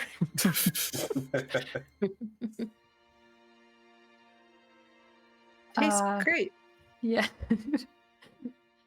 Ren is going to go somewhere between what they're doing and what Brielle did and take a longer sip, but she's not chugging it back. Fair enough. Good. More. And once again, he comes by and starts filling up. He doesn't seem to notice that Brielle and Ren hadn't emptied theirs and just pours into them anyway. It's like spilling all over the floor and stuff.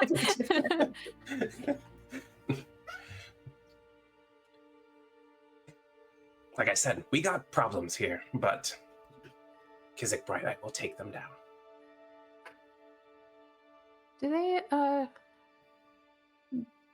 attack you often, or are they just... Yeah, well, it's been 2 weeks now, but normally every few days. Oh. So something's holding them up? Or Well, they're like I said, building I more think- stuff? I think they're cooking up something big. Where are they in relation to here? They're about that way, and she points like vaguely northwest. Have we heard of any snake people? You'd certainly be familiar with the concept of yuan-ti. They're not super Okay. common. People generally don't trust them in other civilizations, and so, yeah. There are some that have gotten by, though. Okay.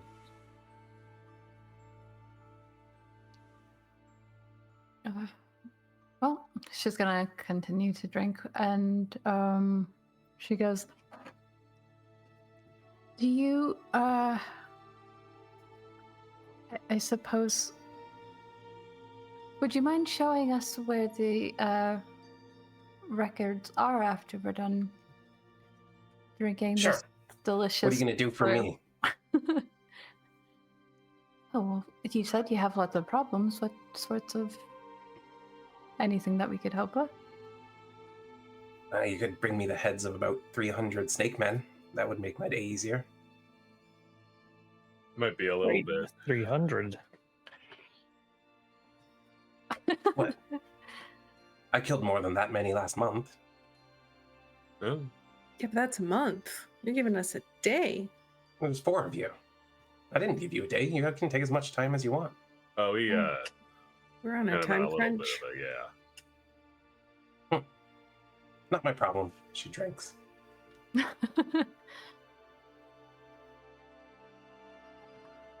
Hey, with a little bit of rest, I could build you a new stone wall in about 10 minutes. How's that sound?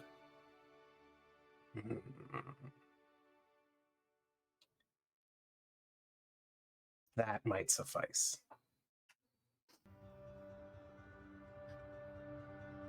All right, fresh cut. No more no more grog for now. No more meat mug. No more meat mog. Yeah, meat mug. That's what it's called now. Yep. I'm writing in my notes. It's canon. All your blessings disappear.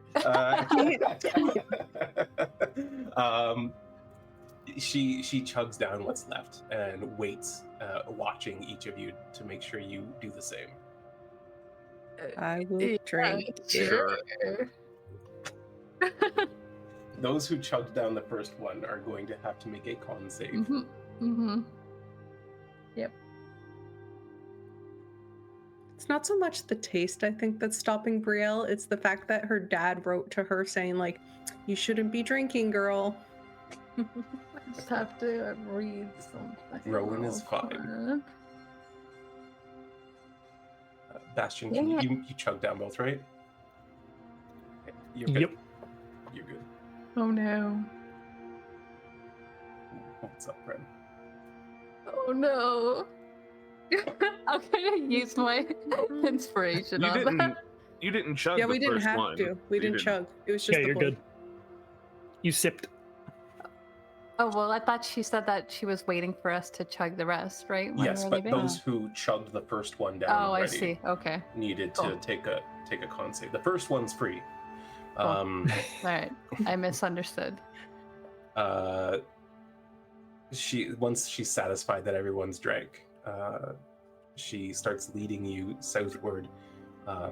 Did Brielle not drink? Sorry, Brielle drank, but it just Okay. rolled a die. As she turns to walk, she immediately collides with something and falls back, and then literally leaps to her feet and starts like pointing her spear, and Belgalos takes shape before her. Oh, sorry, I was invisible. I didn't mean anything. When I saw you approaching, I got scared. I wondered where you'd been. Yeah, I didn't. Menat-Ra really threw me off when she said that it wasn't abandoned. Then I saw the goblins, and I was like, I don't know what to do, and so I went invisible. I kind of do that sometimes. Sensible. By accident? I did it on purpose, but it was sort of a gut reaction. Hmm. Why do you have hidden friends here? I don't even know if he's our friend technically, but He's our friend. Don't say that. He's I not your suppose. friend. We can put him on the fire. I don't Don't, think Her don't do friend. that. Don't do go that. well. He just Oh, got shy. Here, I'm sorry. Like I said, it was an accident, but how about I give you something? Here. And he like reaches into his jacket and pulls out a tiny scroll, and he just goes, "You can have this for free." He's the one I said that couldn't teleport. She takes it. Is this a trick? No, really. If you, it's a magic scroll. You can have it. What's it do? It allows you to change your shape for an hour. Ooh, she looks at it. I know just how to use this. She ties the ribbon on it to something on her shoulder, and it just kind of dangles there at her side. Are you going to use it in a clever way or a silly way? I'm going to use it in a fun way. They Right. gotta be different. Well, Yeah, that seems I like was gonna, both. I was gonna say you could maybe use it to turn into one of the snake men and infiltrate to find out their plans, or No, you could just, I don't know, do something else. That sounds less fun. Turn into something big and eat them.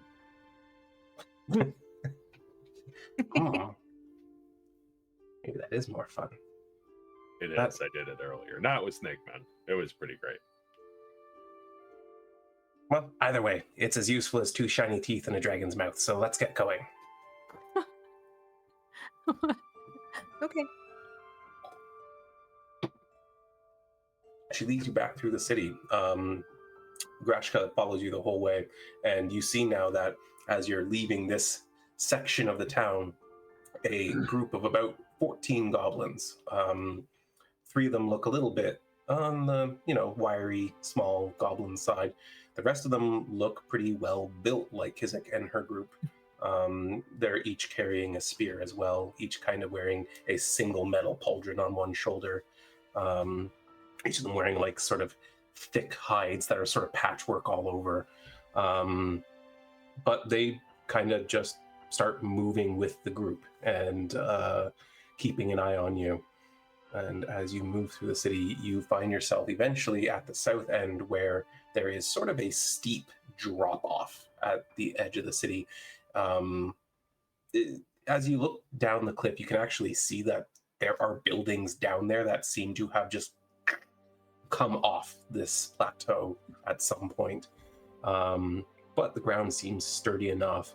And as she points down there and then at the line where the edge is, she goes, I think they're up to something, and I think they're going to climb up here while we're dealing with whatever they're sending from the north. And if you could put a wall here, that would make a big difference on how easily they can get into our camp. Yeah, I can do that. I need like 4 hours.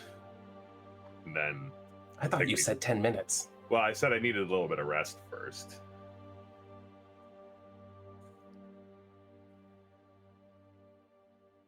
You can drink during that time. It's true.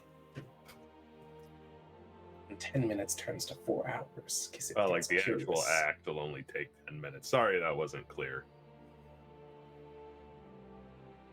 Fine, wall's a wall. I get my wall, you can read as much as you want. Perfect. Well, as much as you haven't burned. So I think the 4 hours makes sense. Good. Does that make sense? Well, because you got rid of half. You didn't tell the whole truth. We said that we had stuff for us to read, and then you're like, oh, wait, no, we got rid of half of it. And so we're saying we can build you a wall, and then we're like, well, no, it takes 4 hours. So really, we're kind of both not getting the best situation, but we're getting something out of it. I think I confused myself. She's like looking at you and then just takes a step sideways until she's in front of Ren. You explain it. I think she's just saying it's fair that we're both offering not the most ideal of situations to each other. Okay. Fair. Yeah.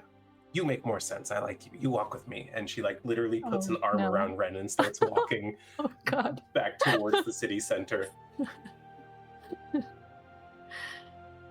People used to like me, you know that, Bastion? Used to, well, I mean, they're goblins. They're kind of strange. That's rude. He whispers that. Gabriel's still gonna say that's rude. Yeah, no, for sure.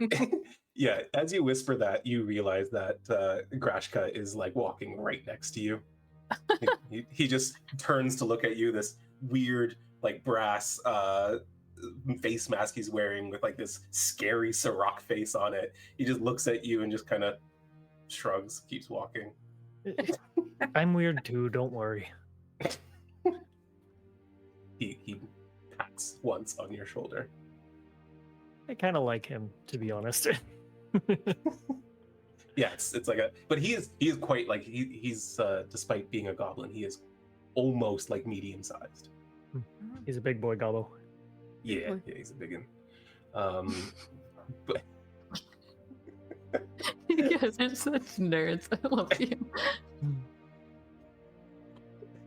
is Ren still small sized? Yes, she is.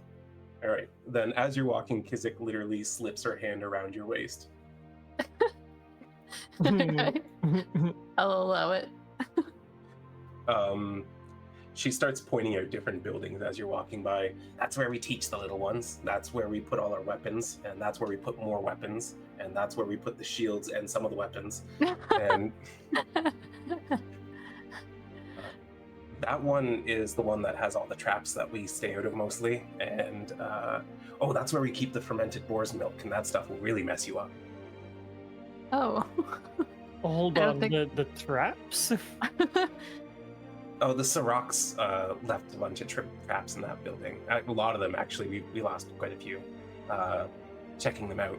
But in the time we've been here, we've grown to a population of like 6,000. That's Quite a few. Very Yeah, more than impressive. we've ever had. So you guys are thriving here then? Yeah, why would we want to leave? But the tribunal says that the wisdom of our ancestors is that when we face a foe too great, that we pack up and leave and survive to fight another day.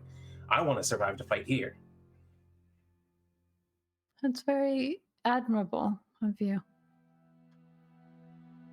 Yeah, So- well, Where did they expect you to go if there's so many of you though? back to the shores maybe, the plains outside the jungle. Less defendable. We were there. That was really dangerous. Yeah, the big lizards aren't so much fun when they're not, what's the word? Smacked into obeying. You've tamed some of them. Well, yeah, she points to the nearest triceratops. Oh, well, fair enough. Some of the bigger ones, though. We saw one that was very large. No, the big ones we still run from. But the booyogs can scare them off pretty well.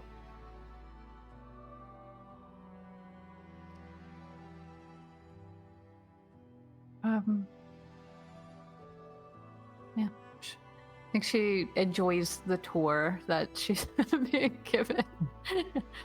Probably 3 more storage houses for weapons. She pleasantly nods at.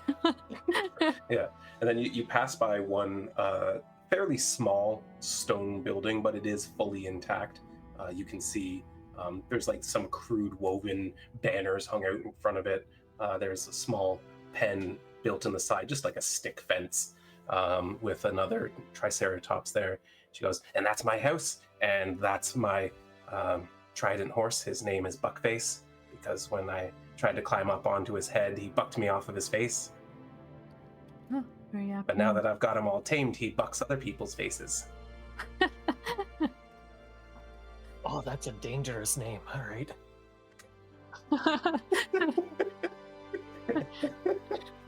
Hey, Buckface. It like snorts at you. You can see that the horns and the tusk kind of thing are really honed down to like a razor thin edge.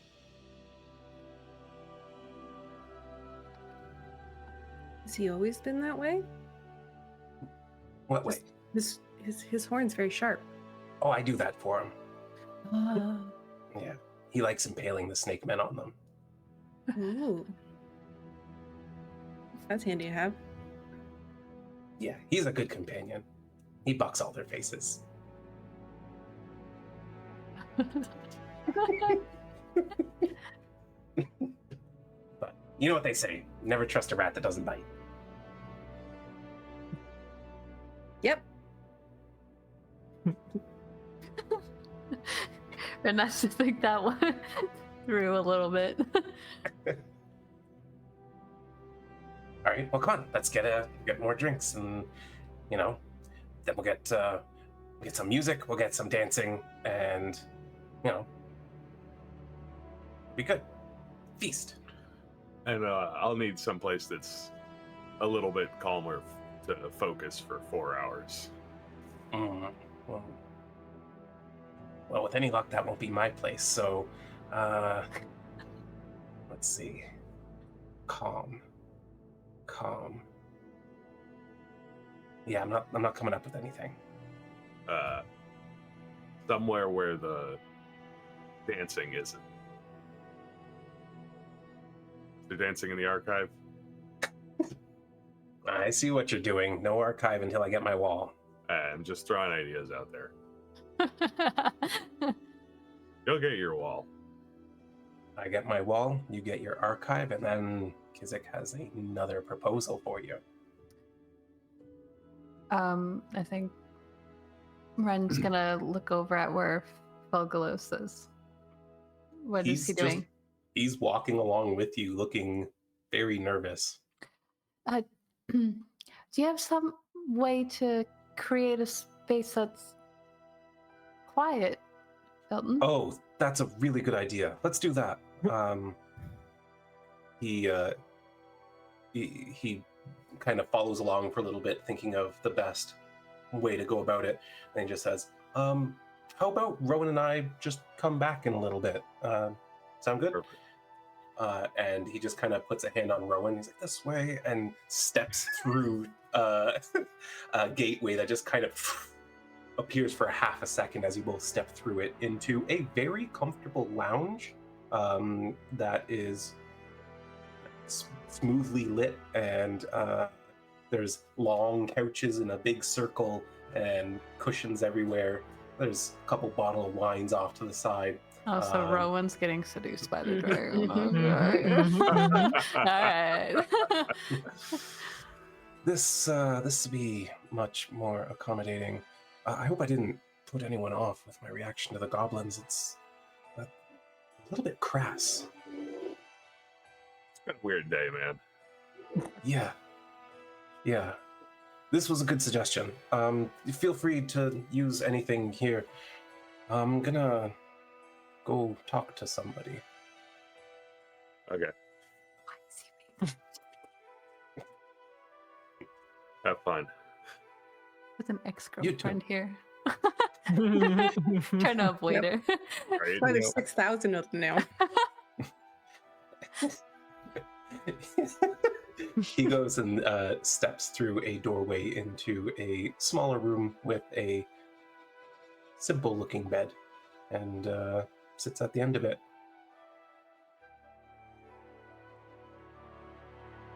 So cute. Weird. I'm gonna sit down in one of the chairs and start prancing. Yeah, go for it. The rest of See you you, later. as you're heading back to the city square, Kizzik's kind of looking around and goes, I thought they couldn't teleport, and then they just... Okay, whatever. She kind of like leans into Ren. I don't really trust your red friend.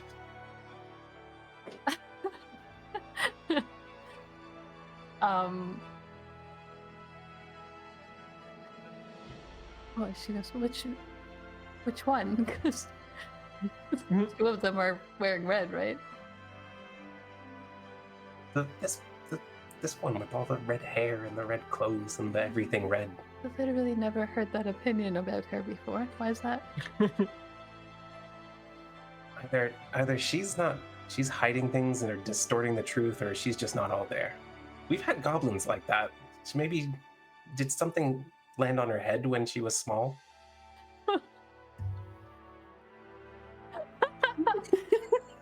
I haven't known Brielle that long to be able to confirm anything like that. She's had a very sheltered life, though. Oh, so she doesn't know how to do things and learn things. We've had goblins like that too. I don't think that's true.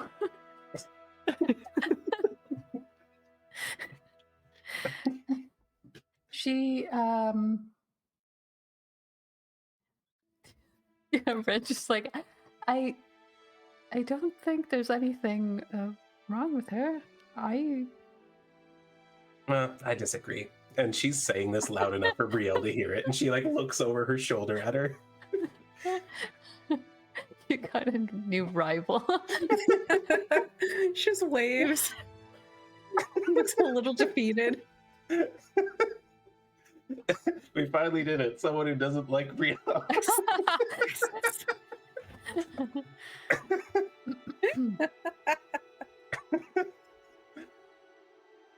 Right, her friendliness was a bit off-putting for me, but that's for my own reasons.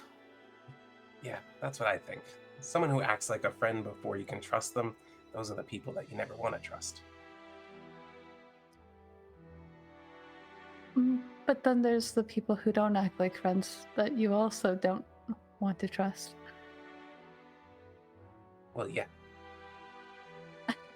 Yeah, so I'm the first one.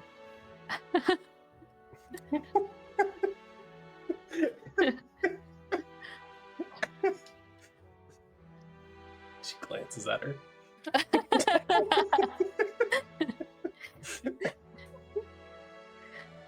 It's gonna really bother her that you don't like her. You will only work harder to make you like her. That will only make me like her less. Oh, no. No. I love Challenge it. accepted. You I like though. You're like Goblin. Thanks. her voice does go like the high pitched. Maybe when all this is over, you should stay. Oh, I have many things I need to get back for. Okay, then maybe when you deal with the many things, you can come back. Oh, actually, I wouldn't mind that. We will throw a feast in your honor. Okay. Just so you know, I'm invited when she's invited. It's a package deal. She really doesn't stop, does she? She will wear you down, yes. Well, perhaps she can be sat at the slow goblin table. Oh no. You have a whole table of them. A lot of things fall on young goblin. Oh no. It's actually bigger than the other table.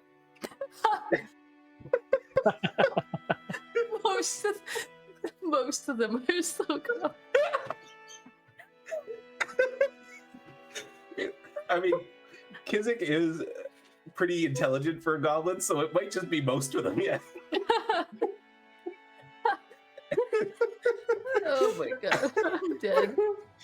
Oh, Yeah, this I is like know. when you're in the brown reading group instead of like blue or green. You're like, I know, I'm a dummy.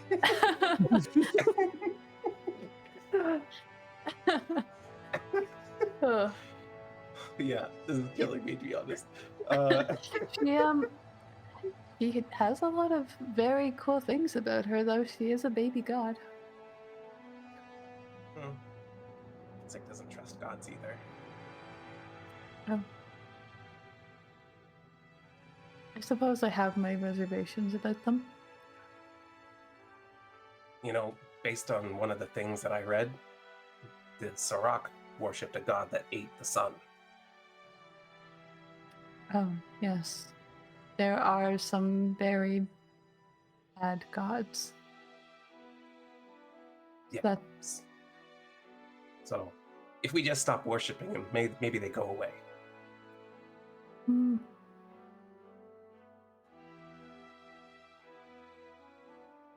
I've never thought about it like that before. The Scaleclaws used to have a god as well. But we stopped paying attention and it went away too. The Scaleclaws. What are those? That's us. Oh. Who is your god? It was Maglubiet. Hmm. They wanted us to just die for them all the time. Now we live for us. That is absolutely fair.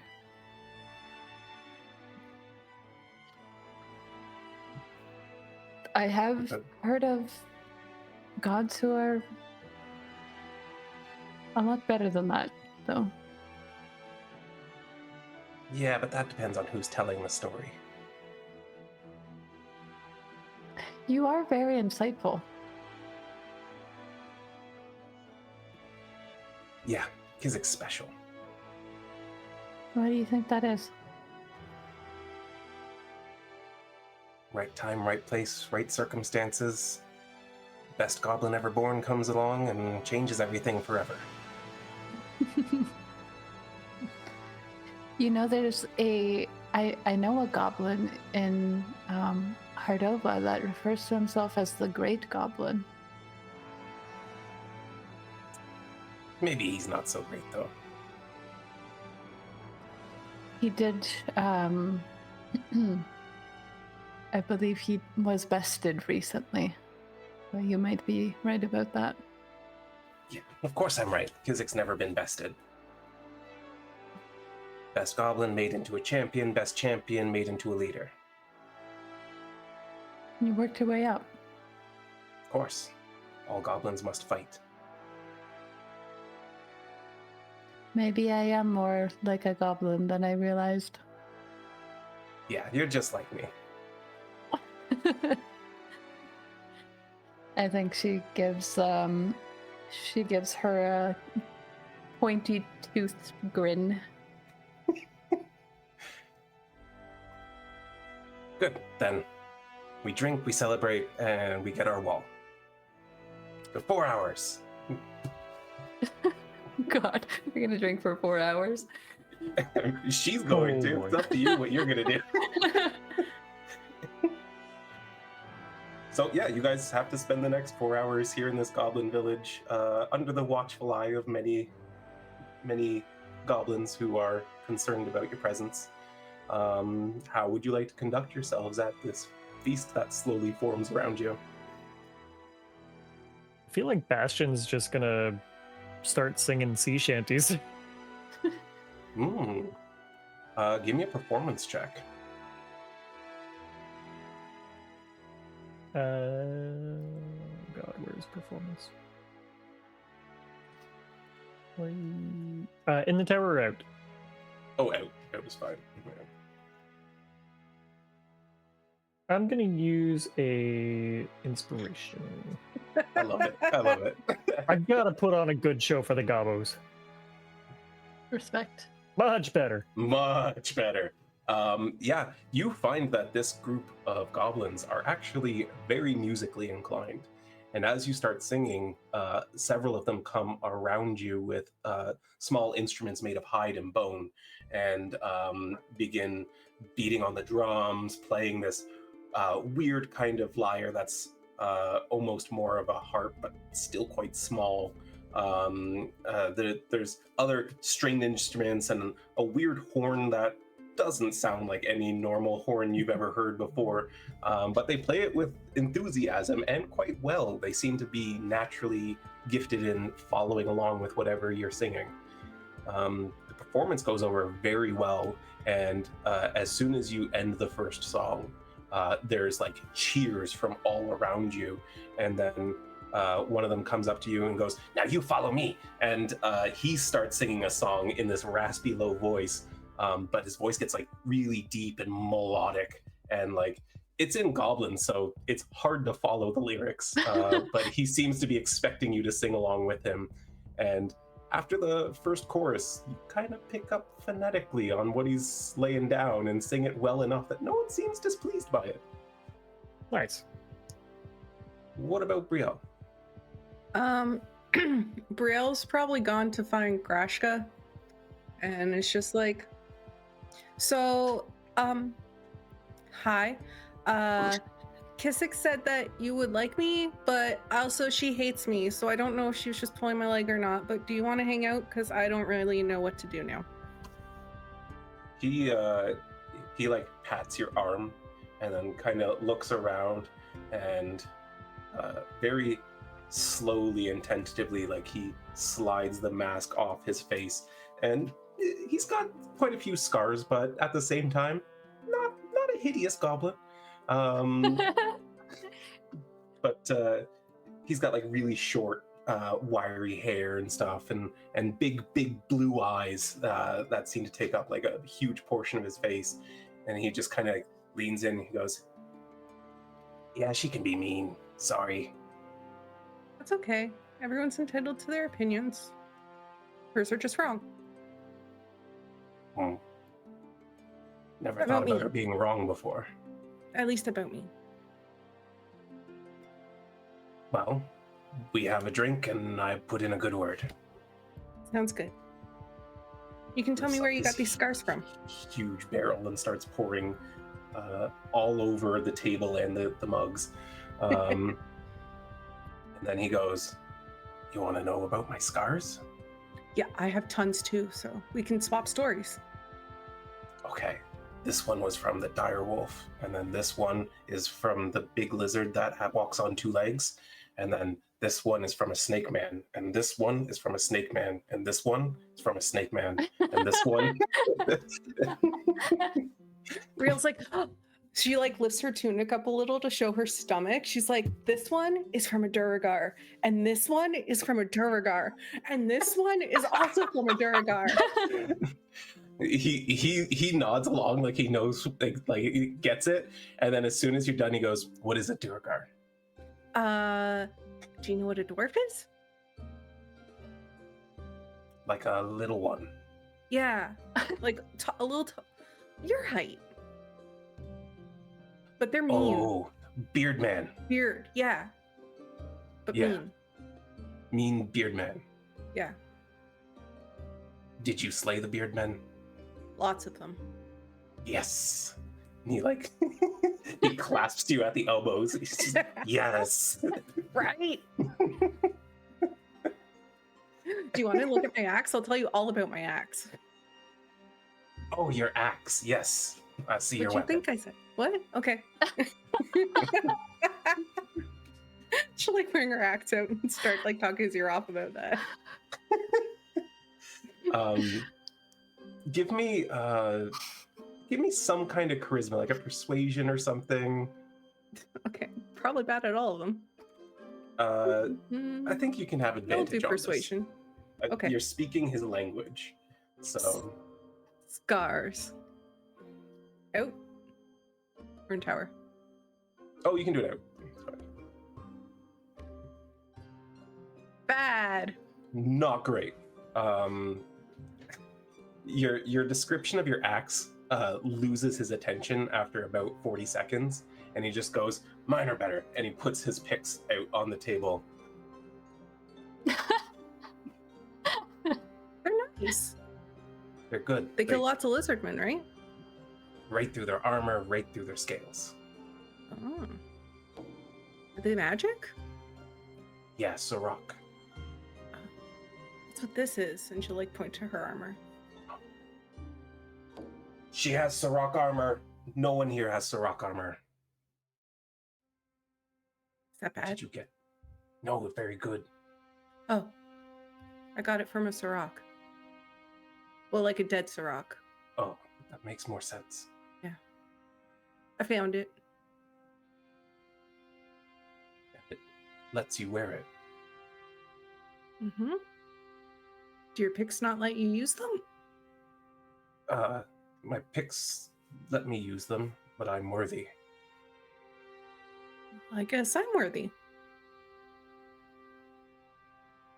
I put in good word for you. Thank you so much.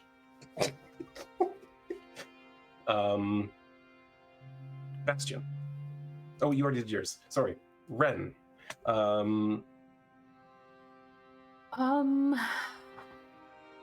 What happened to Kizzik? What did she do? Oh, she once has not left your side.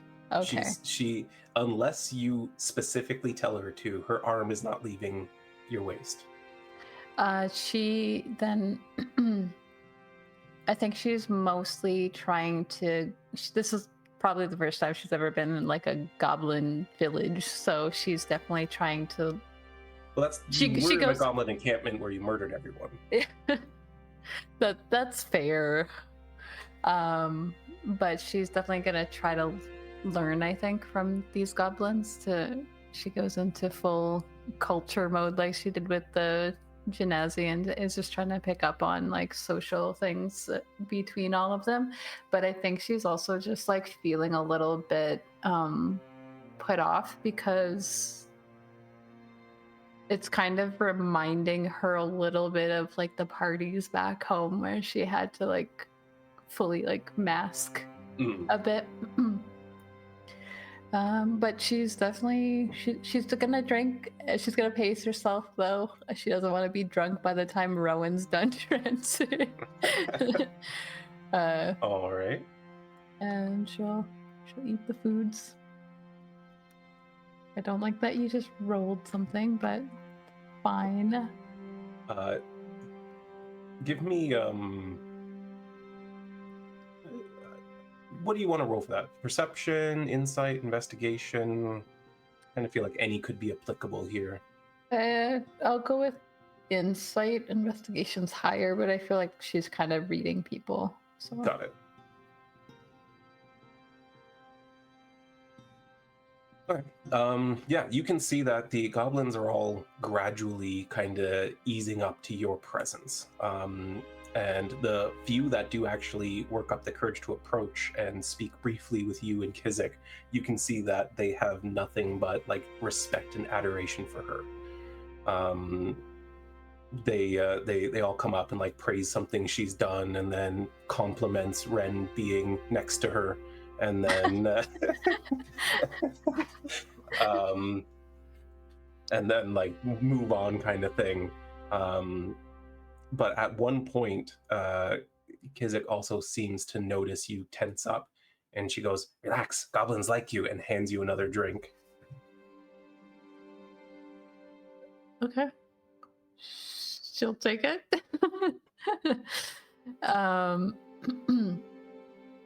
I think over that time too, like over the course of hours and stuff, it's very subtle, but she's getting more goblin-esque in appearance. There's like a greenish sheen to her skin after like the second drink that she drinks here. Her ears are getting like a little bit pointed. She just looks like a little feral wren by the time that this is done, I think. After several drinks, at least on Kizzik's side, she kind of tilts her head. You change. You be more like Kizzik. Yeah, I could. She takes like 2 more drinks and then she goes, I could actually be almost exactly like Kizzik, and she's going to change her shape so that she looks exactly like her, but with the little like spotting on the skin. Oh, wow. That is interesting. But these don't change. What are these markings? Tattoo? She clears her throat and then turns back to little goblin Ren. She goes, actually, it seems to be an affliction of some sort. I used to be able to change them, but I got hurt when I was younger. Oh, your enemies do this. Yes. You kill them? I'm planning on it. they're difficult to find. Kizzik's a good tracker. I could kill them for you.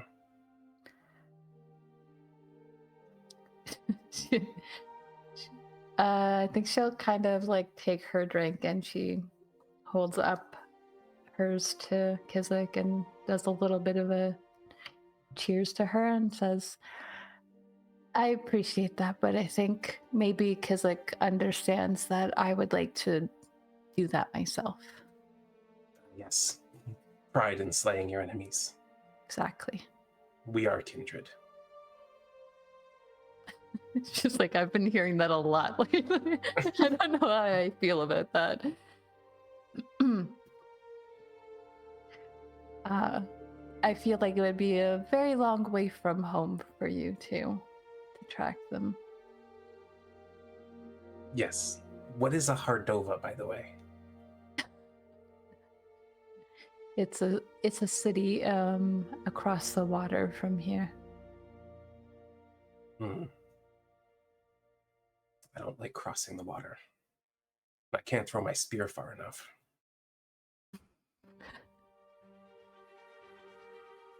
Well, maybe one day when I come back, I'll be able to tell you that I've done the job myself. Good. Then we celebrate. She'll cheers to that and take a drink, but she makes it look like she's drinking a lot. she doesn't though. She kind of just puts it to her face for a moment and then takes a small sip and puts it down. You can, yeah, that's totally fair. I think between your sleight of hand, your reliable talent, and the fact that Kizzik is very much getting drunk at this point, that you succeed at that without any issue.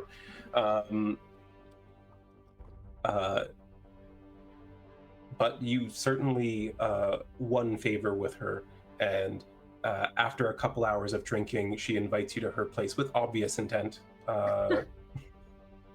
And it's up to you how you decide to handle that. Yeah, I think she's like very similar to the whole situation with Nadia. She's just like, I actually have somebody who I reserve that for. I'm flattered though. They better be worth you. And then she walks by and just grabs a goblin by the arm and starts walking with him. I love that Shanks loves these women who just drag these men to bed with her. I wasn't wrong. She's like Fishura. Don't read into that too much. She's like Fishura, but took a liking to Ren instead of Brio. Yep.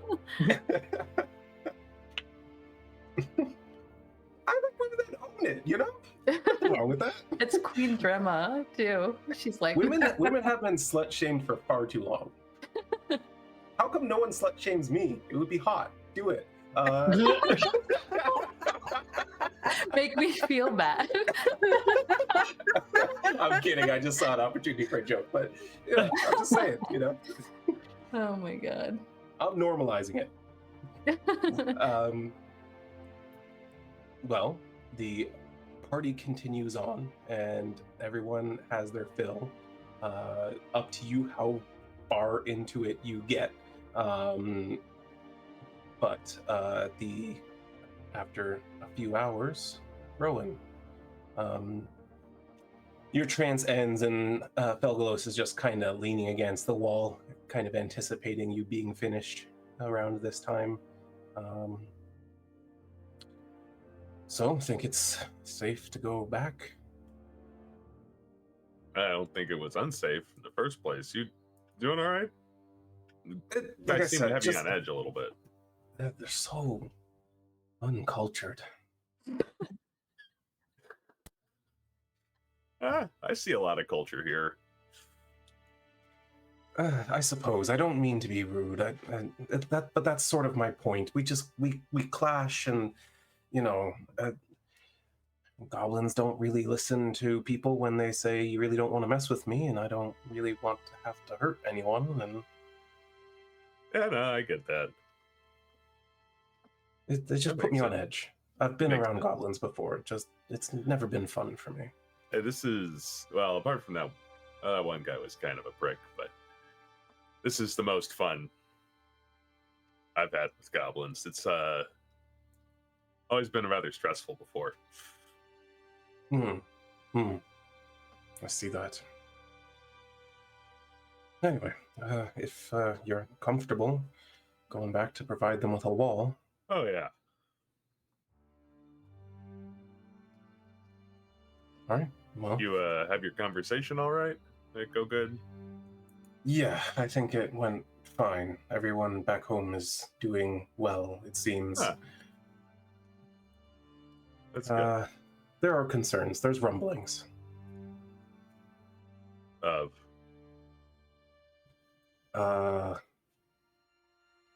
Well, I'm not supposed to talk about these things with non-dragons. I guess Fair. you have Menat-Ra's blessing, and you are a servant of the gods, although that's been that contention a few times before. Connie here thinks I'm pretty cool. You're right. You're right. All right. If this gets me into trouble, well, I guess it'll be my own fault. That whole bronze ring thing that came up earlier, Yeah. they're being very tight-lipped about it because there's been someone trying to breach it. Oh, Yeah. that doesn't sound good. There's some sort of, I don't know, entity being that believes they can use Lakothia's power for something, and that's scary. You know about the divergent eye? Yeah, I've seen some of their cult around. It's active right now. Maybe look into that. If you don't know what this entity is. Okay. All right. And you think that's who it might be? I don't know, but your Sphinx friend back there granted us the privilege of asking her a question, and I asked about the divergent eye, and we've been running into it a little bit, and apparently it got a little taste of being worshipped like a deity somewhere on another plane. Oh, Kind of wants that again, and I'm seeing a lot of power here. Something that wants a lot of power, something that has a lot of power. It's not a for sure thing, but it's my best guess. that makes sense. I was concerned it was Illumina. Excuse me.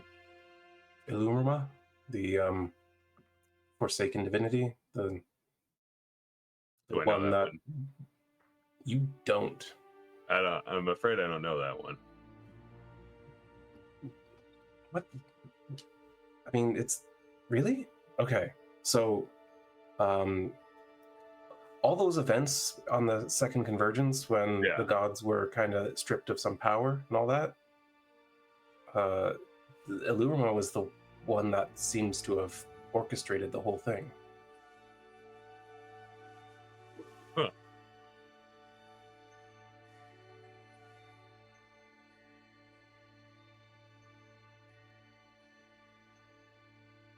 Don't know what I'm going to do with that information, but it seems very important. Yeah, I guess. I mean, you could just spend the next 100 years reading like I do sometimes. I could. I haven't spent 100 years doing that before. Yeah, it's a nice way to fill out a century. Oh, if we give it a try sometime, but I think that we might not have 100 years. Yeah, that's a good point. Well, I'm like in your corner, so like if you guys need my help, like, call me. Although, sometimes things don't work out for me, but then they do kind of, but then they don't. Yeah, you seem like a good person to know. I like you. Sorry, we got off on the wrong foot there. Yeah, secrets. They build tension. I get it. I wasn't gonna push you if you didn't want to tell me your name or anything either. Like, although I was hoping maybe sometime if we have a little bit of time, you can teach me how to talk to Connie here. Oh, you want to learn Draconic? Yeah. Okay. Oh, actually, hold on. He reaches into his coat. You could start with this. I know it's not going to take you 100 years to read, but it's a good start. It has all the Draconic characters translated to the current common tongue, and it's a primer. It's a way to get your feet wet. Oh, I appreciate that. Yeah, it's no problem. I've got like 8 copies of it, so. Draconic Carrying around 101 textbook. Yeah, carrying around little pamphlets. So you want Learn to talk Draconic. like a dragon? Yeah. How to Welcome make in, friends Raiders. and influence dragons. Hey, Raiders. Yeah, well, that's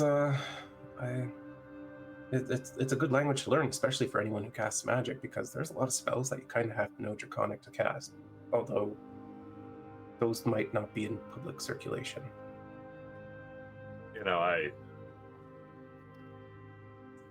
Sylvan for most of mine, Druidic.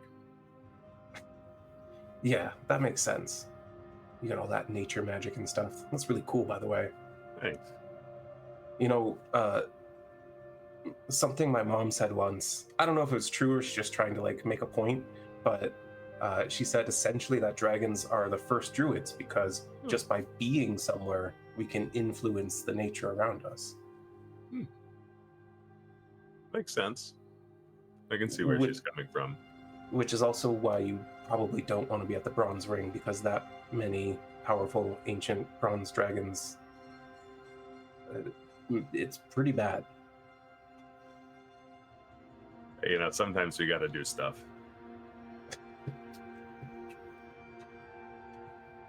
Yeah, I guess sometimes you got to do stuff. That makes sense. Just pat him on the shoulder. I gotta go build a wall. Right. Sorry. It was nice to have company for once. Let's go. He just like grabs you at the shoulder again and steps forward. You can step out into the city square. How you all doing at that point in the party 4 hours later? Should I roll a con save? He's just been basically singing, dancing, and enjoying the gross mog meat, Grog? whatever we called it. It's just grog, guys. It's meat not mog. meat mog. It's meat mog. Meat Don't mog. make it canon. Just like me, It's canon. Ma. Always made meat mog. No, it whatever. Yeah, sure, meat mog.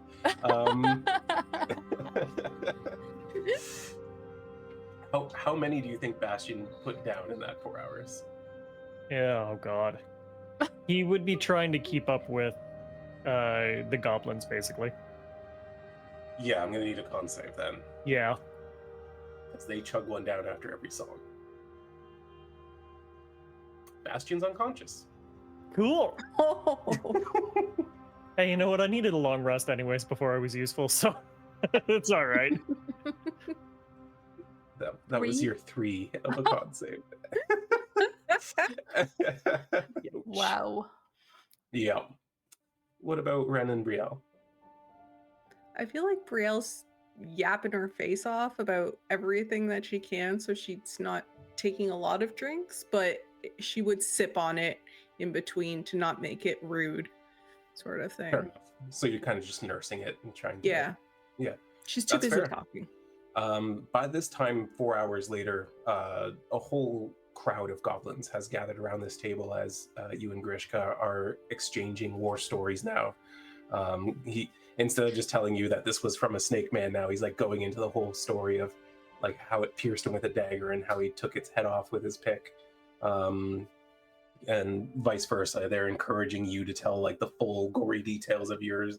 Brielle's like, I had to run out of this hotel room where I didn't have my armor on, and I just got chomped by like a dragon, and its like teeth went like right into my shoulder, and There's like this collective oh, and like some of them are even just like prodding at your scars.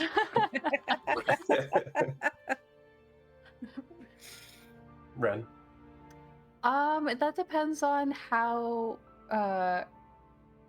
far into the party Kizzik got before she went off, because otherwise she two- would have spent About 2 hours, 2.5 hours, somewhere in there. Yeah. So Then I you've had think at least an hour and a half. I think for a moment Ren like kind of retreats back to like the edges of the party, and I think she's just kind of like she takes out her little journal that she documents like names and stuff on, and she's writing down a little bit of things that she learned about the goblins, and then she puts her little book away. And then I think she probably makes her way around to where Bastion is, and she's still in her little goblin-y looking form. Just spends some time dancing there. Fair enough. Yeah, about nearing the end of that 4 hours, as you're dancing around, you notice that one of the voices just kind of stops. And as you look over, Bastion's just out cold on the floor. The goblins have not stopped or looked concerned for even a second. Some of them even standing on him to look taller as they play their instruments. And this is the scene that you see as you and Felgalos step out into the party, Rhowan. Like, oh, good. I'm glad everybody's having a good time.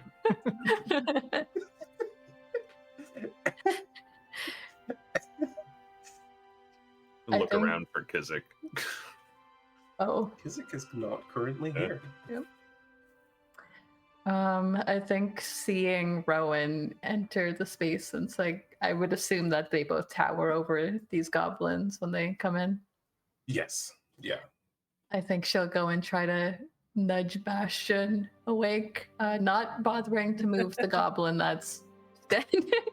Just like trying to get him to wake up a little bit. There is a goblin dancing on top of him right now, and he is unresponsive. You're what you're doing is having no effect.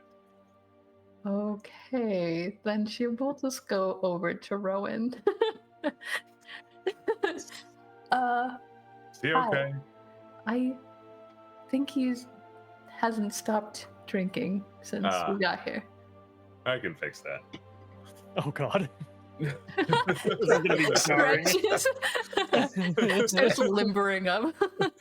It's the first spell of the day. You gotta be careful.